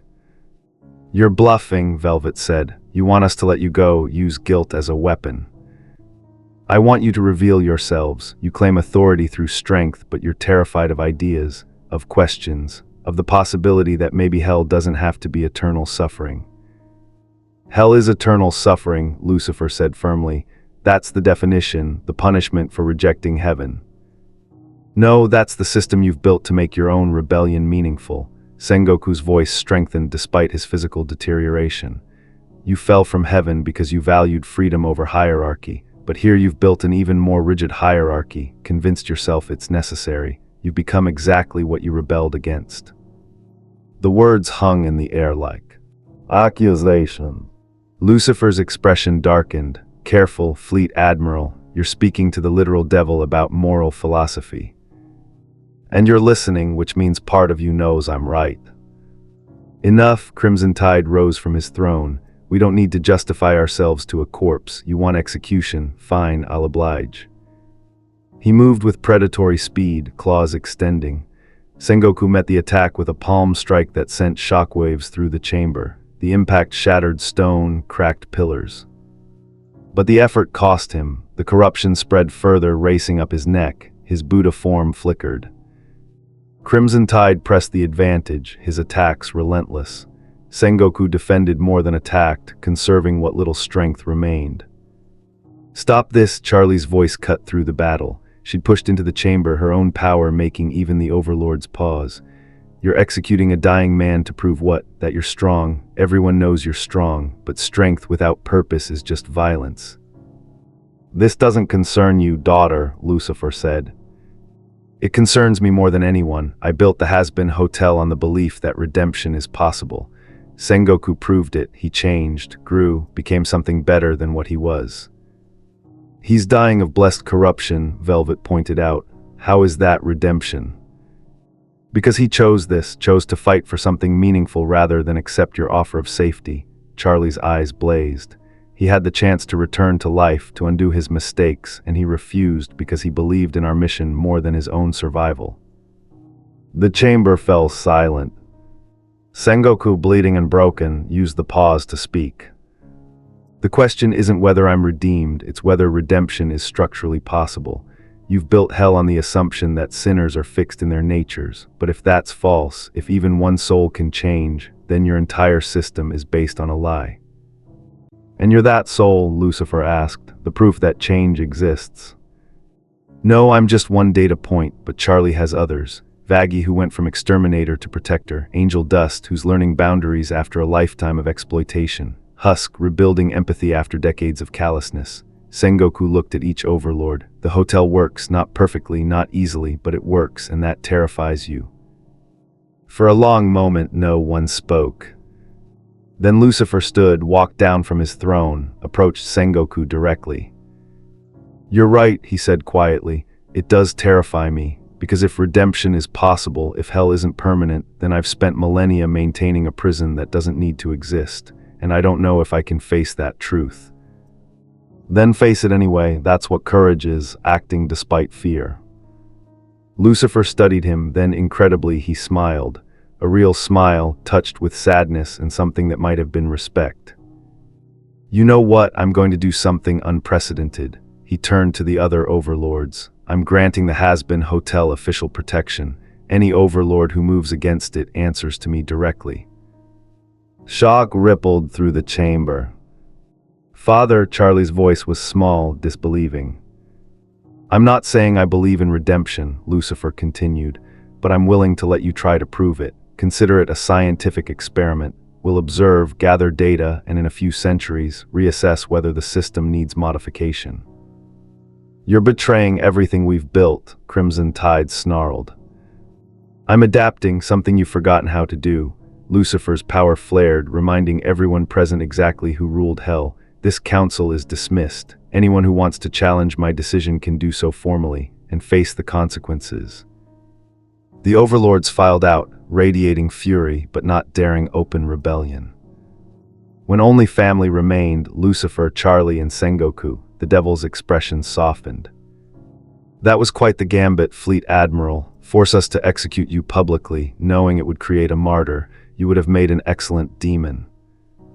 "I tried that already, didn't work out well." Lucifer laughed. "I like you, which is unfortunate because you're still dying."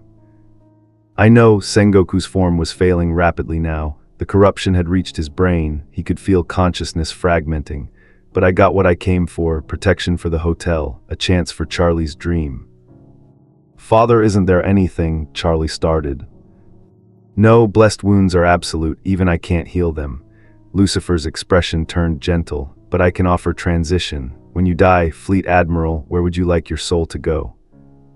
Sengoku considered. "I don't deserve heaven." "Probably not, but after this, you've earned the choice." "Then send me back to the hotel. Let me become one of Charlie's residents, an actual demon, not an anomaly. Let me try this redemption properly, from the beginning, without the shortcuts." Charlie was crying again. "You'd choose to stay in hell." "Why? Do you choose to stay where the work matters, where change is possible, where," he smiled through the pain, "where I found a family." The corruption reached critical mass. Sengoku's Buddha form exploded into golden light, not destructively, beautifully. Like a sunrise, if sunrises could carry the weight of 50 years of mistakes and 3 months of hope. The light faded. In its place stood a diamond. Not monstrous, not twisted, just different. Sengoku looked down at his new form, still tall, still powerful, but undeniably infernal now, marked by horns that curved like a Buddha's crown, eyes that held the weight of ages. "Welcome to hell," Lucifer said, "officially this time." Charlie hugged him so hard his new demon ribs cracked. "You stayed, you actually stayed." "I promised to fight for my own redemption, can't do that from heaven." Sengoku returned the embrace. "Besides, someone needs to help you prove everyone wrong." They walked out of the council tower together. Word had already spread. The overlords had granted protection. The Fleet Admiral had become a demon, and the Hazbin Hotel stood triumphant. It wasn't victory, not really, just survival. But in hell, survival was revolution. That night the hotel celebrated. Not loudly, they were too exhausted, but with quiet recognition that they'd crossed a threshold, proved something fundamental. Sengoku stood on the roof, looking out at hell's endless expanse. His new form felt strange but right, like he'd finally stopped fighting what he was and accepted it. Alastor appeared beside him. "Quite the performance, Fleet Admiral. You've managed something I thought impossible. You've made hell interesting again." "Was that your goal, bringing me here?" "No, I had nothing to do with your arrival, but I'm glad it happened. You've reminded me why I started supporting Charlie's project." Which is? Because eternity is long and patterns are boring, maybe change is possible, maybe we're not fixed, and if that's true, Alastor's smile turned genuine, then even someone like me might have hope. You were human once, what did you do to end up here? I killed 37 people, broadcast their murders over radio, turned death into entertainment. Alastor's voice held no remorse. I was a monster, still am in most ways, but Charlie thinks I can be better, and I'm curious enough to test her hypothesis. Then we're both experiments in redemption. How poetic. They stood in companionable silence, two monsters trying to become something else. Below, the hotel lights burned against hell's darkness. A beacon, small, fragile, but undeniably present. And throughout hell, demons watched and wondered. If a Fleet Admiral could change, if heaven's system could be challenged, if redemption was possible even in damnation. What else might be possible? The question hung in the air like revolution. 6 months later, the Hazbin Hotel had changed. Not in appearance, it was still the same crumbling structure Charlie refused to abandon, but in purpose. What had started as one demon princess's impossible dream had become something larger, a movement. Sengoku stood in the hotel's expanded training hall, watching new residents practice meditation. 30 demons, all learning to confront their shadows, integrate their trauma, choose differently. It was slow work, painful, most would fail, but some would succeed. That was enough. You're brooding again, Vaggie observed, joining him. That's becoming a habit. Old warriors brood, it's in the job description. You're not that old, demon years are different. Sengoku smiled, his new form had aged backwards slightly. The corruption's death had reset his physical state to prime condition. He looked like he had at 40, though he felt like he'd lived 1,000 years. How are the new recruits? Vaggie asked. Struggling, but that's expected. You can't undo a lifetime of patterns in 6 months. Says the man who did exactly that. I had motivation, the corruption forced acceleration. Most people need more time. They watched a spider demon, not angel dust, someone new, work through a meditation exercise, breaking down, crying, being comforted by others in the group. This is what redemption looks like, Vaggie said quietly. Not dramatic transformations, just people helping each other carry impossible weights. When did you become philosophical? When I started believing this might actually work. The hotel had expanded operations. Charlie had leveraged her father's protection to establish 3 additional safe houses across the Pride Ring. Each operated on the same principle: structure, support, shadow work, slow change. The overlords watched with suspicion but didn't interfere. Lucifer's decree held them at bay. For now, Sengoku's role had evolved too. He wasn't just a resident anymore. He'd become something between instructor and guardian, teaching combat meditation, the practice of maintaining inner peace while executing violence, of fighting without hatred. It was a delicate balance. Most demons couldn't grasp it, but those who did became different, dangerous in new ways, not through increased power but through increased control. Charlie wants to see you, Vaggie said, in her office.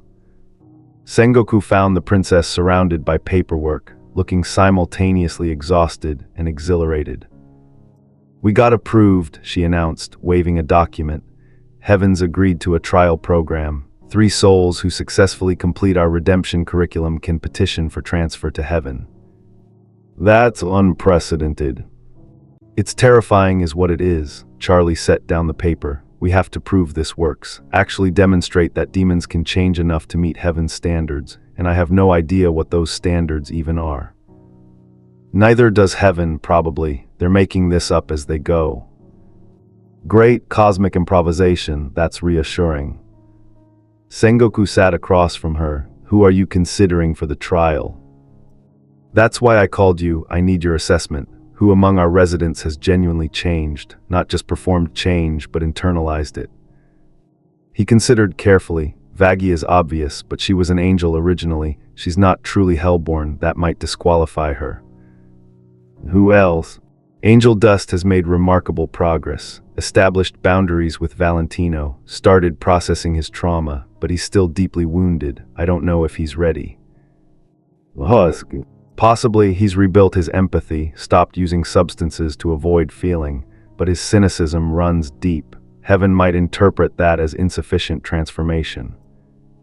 Charlie's expression fell, so we have no one.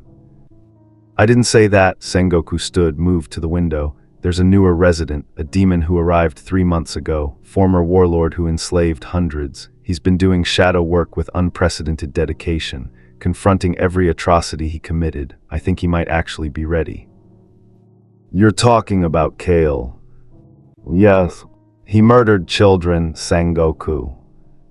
I authorized the deaths of children at Ohara. If I can seek redemption, so can he. Charlie studied him for a long moment. You really believe people can change that fundamentally? I have to, because if they can't, then what am I doing here? The selection process took weeks, interviews, evaluations, shadow confrontations. Finally, 3 candidates emerged. Kale, the former warlord, a demon named Sarah who'd committed financial fraud that ruined thousands, and surprisingly Husk, who'd volunteered despite his cynicism. I'm tired, Husk had said, tired of being what I was, figured I'd rather fail trying than succeed at staying broken. The petition to heaven was submitted, the wait began. During that time, Sengoku received an unexpected visitor. Lute appeared at the hotel's entrance, no longer in combat gear but formal robes. She'd come alone, without weapons or aggression. Fleet Admiral, she said formally, I'm here to apologize. The statement hung in the air like impossible music. For what specifically? Sengoku asked. For the unauthorized attack, for attempting to execute civilians, for acting on fear rather than faith. Lute removed her mask, revealing a face marked by genuine remorse. Heaven reviewed our actions, found them inconsistent with divine mercy. Heaven has mercy. We're rediscovering it. Your challenge forced a reckoning, made us question whether eternal punishment serves justice or just serves itself. She looked around at the hotel. I came to see what redemption looks like, to understand if what we've been doing is actually righteous. And your conclusion? I don't know yet, but I'm willing to learn. Charlie nearly fainted when she saw Lute. Vaggie went for her weapon, but Sengoku raised a hand, stopping the escalation. If an angel can question absolute certainty, he said, then maybe heaven itself can change. Welcome, Lute, come observe, learn, and perhaps teach us what heaven expects from redemption. Over the following months, something unprecedented occurred, collaboration between heaven and hell, not official, not sanctioned, but real. Lute reported back to her superiors. They sent questions, concerns, requirements. Charlie adapted the curriculum to address heaven's standards while maintaining hell's reality. And slowly, impossibly, a bridge began forming between realms that had been separated since creation. The answer to their petition came on a Tuesday. Charlie read the response aloud to the assembled hotel residents. The Hazbin Hotel's petition for soul transfer has been reviewed. Heaven acknowledges that genuine transformation has occurred in the submitted cases. However, full redemption requires more than change, it requires restitution. Each candidate must face judgment not from heaven, but from those they wronged. Should they survive this confrontation with their change intact, transfer will be granted. Face those we wronged, Kale's voice shook, but there. Most of them are in heaven, dead, beyond reach. Not beyond heaven's reach, Lute explained. They'll manifest victims for you to face, real souls who suffered from your actions. You'll have to justify your redemption to them directly. The trial was scheduled for 1 month hence. The hotel spent that time preparing, not through training, through reflection. Each candidate had to articulate not just what they'd changed, but why it mattered, why their victims should care about their growth. Sengoku worked closely with Kale, who struggled most with the concept. How do I face the families of children I killed? The former warlord asked. What words could possibly matter? None. Words won't be enough, but actions might be. You've spent 3 months teaching other demons how to avoid your mistakes, building structures of protection for the powerless. That's your argument, not that you've changed yourself, but that you're using your change to protect others. It still won't be enough. No, it won't, but it's all we have. The day of judgment arrived. Heaven opened a portal directly into the hotel. A courtroom manifested, formal, terrible, beautiful, and there waiting were the victims. Kale faced 17 souls, the families of those he'd enslaved and murdered. Their faces held pain that centuries hadn't diminished. Sarah faced hundreds, people whose lives she'd destroyed through financial manipulation, suicides, broken families, generational poverty. Husk faced his own crew, demons he'd gambled away, souls he'd traded for power.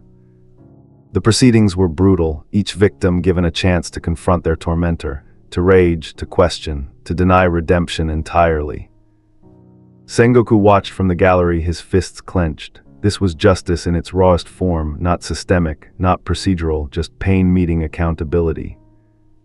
Kale broke first, sobbing before the mother of a child he'd killed, not defending himself, not explaining, just accepting the full weight of what he'd done. "I can't undo it," he said through tears. "Can't bring him back, can't erase your pain. The best I can offer is that I've spent every day since my death trying to prevent others from becoming what I was, and if that's not enough, if you need me to remain in hell, I accept that judgment." The mother looked at him for a long time, then spoke words that shattered the courtroom. "I don't forgive you, I can't, but I don't need you to suffer forever to heal. If your change is real, if you're truly preventing others from following your path, then maybe my son's death means something. Maybe it led to this, and that's enough for me to let you go." Not every victim agreed. Some demanded Kale remain damned, but enough accepted his change that heaven's scales tipped toward approval. Sarah's judgment was harsher. The suicides she'd caused couldn't speak for themselves, so their families spoke instead. Many rejected her redemption entirely, but a few, a crucial few, acknowledged her years of financial education work in hell, her efforts to teach demons how to avoid predatory schemes. Husk's judgment was strangest. Most of his victims were demons who'd chosen their gambles. They couldn't claim innocence, but they could claim harm, and Husk acknowledged every bit of it, offering no defense beyond his daily work helping addicts in the hotel. The verdicts came individually.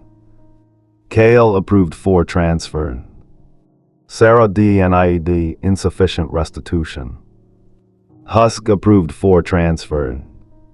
Sarah took her denial with quiet grace. "I earned it, I'll keep working. Maybe in another century I'll be ready." The transfers were scheduled for the following week. On the final night before Kale and Husk departed, the hotel held a celebration. Not a victory of possibility. They'd proven redemption was real, measurable, achievable.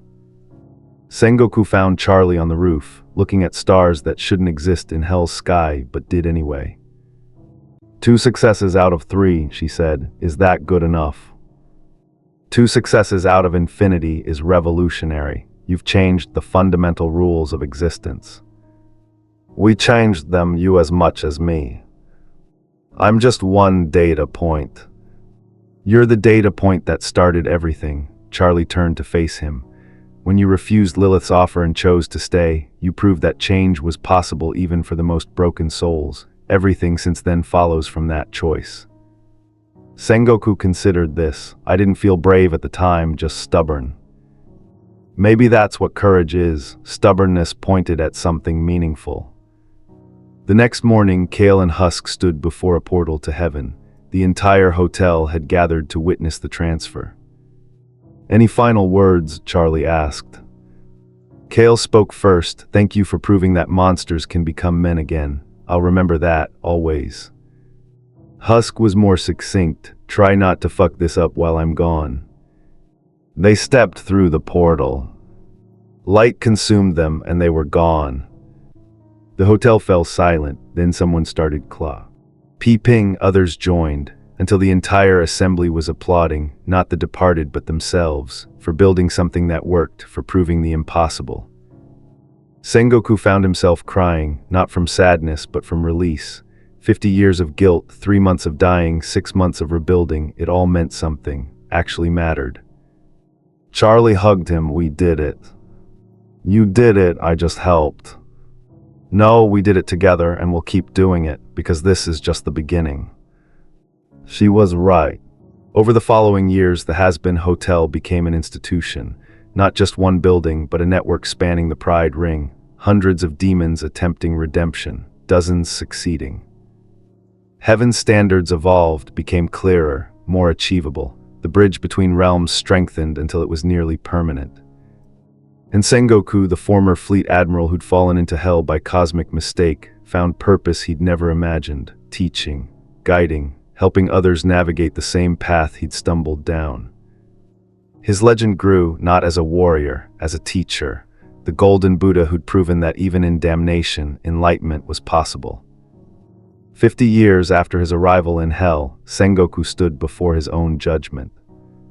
The victims manifested, Ace, the scholars of Ohara, the children of the South Blue Purge, thousands of lives ended by orders he'd given.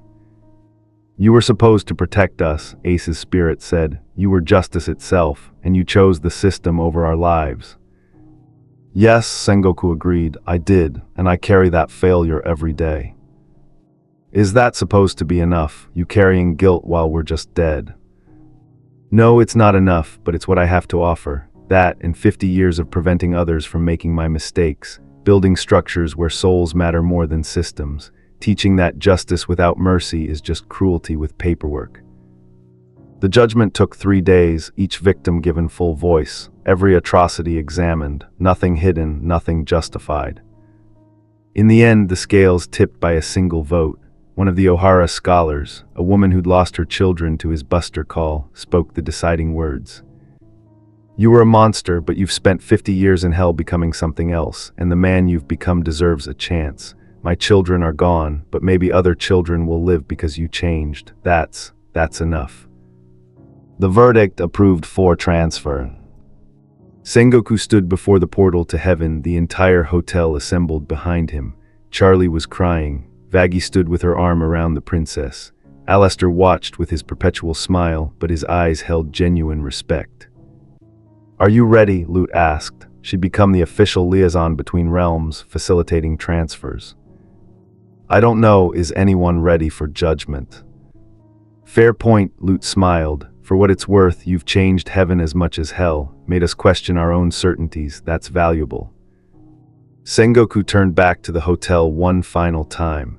Miss Morningstar, thank you for believing in a broken old man. Thank you for proving I was right to believe, Charlie replied. Now go, show heaven what redemption looks like. He stepped toward the portal, paused, looked back at Charlie one more time. The universe made a mistake sending me here. Did it? Sengoku smiled, genuine, peaceful. No, I don't think it did. I think it knew exactly what it was doing. He stepped through the light, and for the first time in 60 years, felt no weight on his soul at all. 100 years after Sengoku's transfer, the Hazbin Hotel still stood. Charlie was older now, not physically, demons didn't age, but spiritually. The weight of a century of redemption work showed in her eyes, eyes that had seen thousands attempt change, hundreds succeed, and recognized that each success justified all the failures. She stood in the original hotel's garden, where dying plants somehow still grew. A monument stood there now, not to Sengoku specifically, but to all who'd made the journey from damnation to redemption. You were right, a voice said behind her. Lucifer stood there, hands in pockets, looking almost humble. About what? Charlie asked. Redemption, change, the possibility that souls aren't fixed. He gestured at the monument. Your Fleet Admiral started something that couldn't be stopped. Even I've had to acknowledge that maybe, just maybe, hell doesn't have to be eternal punishment. Are you considering redemption yourself? Lucifer laughed. Not yet, I'm still too proud, but ask me in another millennium. They stood together in comfortable silence, father and daughter, devil and dreamer. He'd be proud of what you've built, Lucifer said finally. He helped build it, just like everyone else who chose to change. In heaven, Sengoku stood before a different monument. This one listed every life he'd taken, every order he'd given, every decision that led to suffering. But it also listed what he'd built afterward, the souls he'd guided, the systems he D helped change the legacy of growth that had somehow emerged from catastrophic failure. An angel approached young Ernest. Fleet Admiral Sengoku, I'm studying redemption theory. Your case is required reading. I'm case study now. The foundational one, how catastrophic failure can become transformative success if the failure is acknowledged and used as fuel for change. It's quite influential. Sengoku smiled. Tell me something. In all your studying, did you learn the most important lesson? Which is? That redemption isn't about erasing what you were. It's about choosing what you become every day. Forever, it never ends. You're never done being redeemed. You just keep choosing. The angel nodded slowly. I'll remember that. As the young angel departed, Sengoku looked down at hell, visible from certain vantage points in heaven. He could see the hotel, small but persistent, a light that refused to be extinguished. And he smiled, because he'd learned something that 50 years as Fleet Admiral never taught him. Sometimes the universe's mistakes were actually its greatest mercies. Sometimes falling was just another word for finding your true path. And sometimes redemption looked exactly like a broken old man, a demon princess, and a hotel that refused to give up on the impossible. In a universe where fate made a single mistake, that mistake became the foundation of everything that mattered.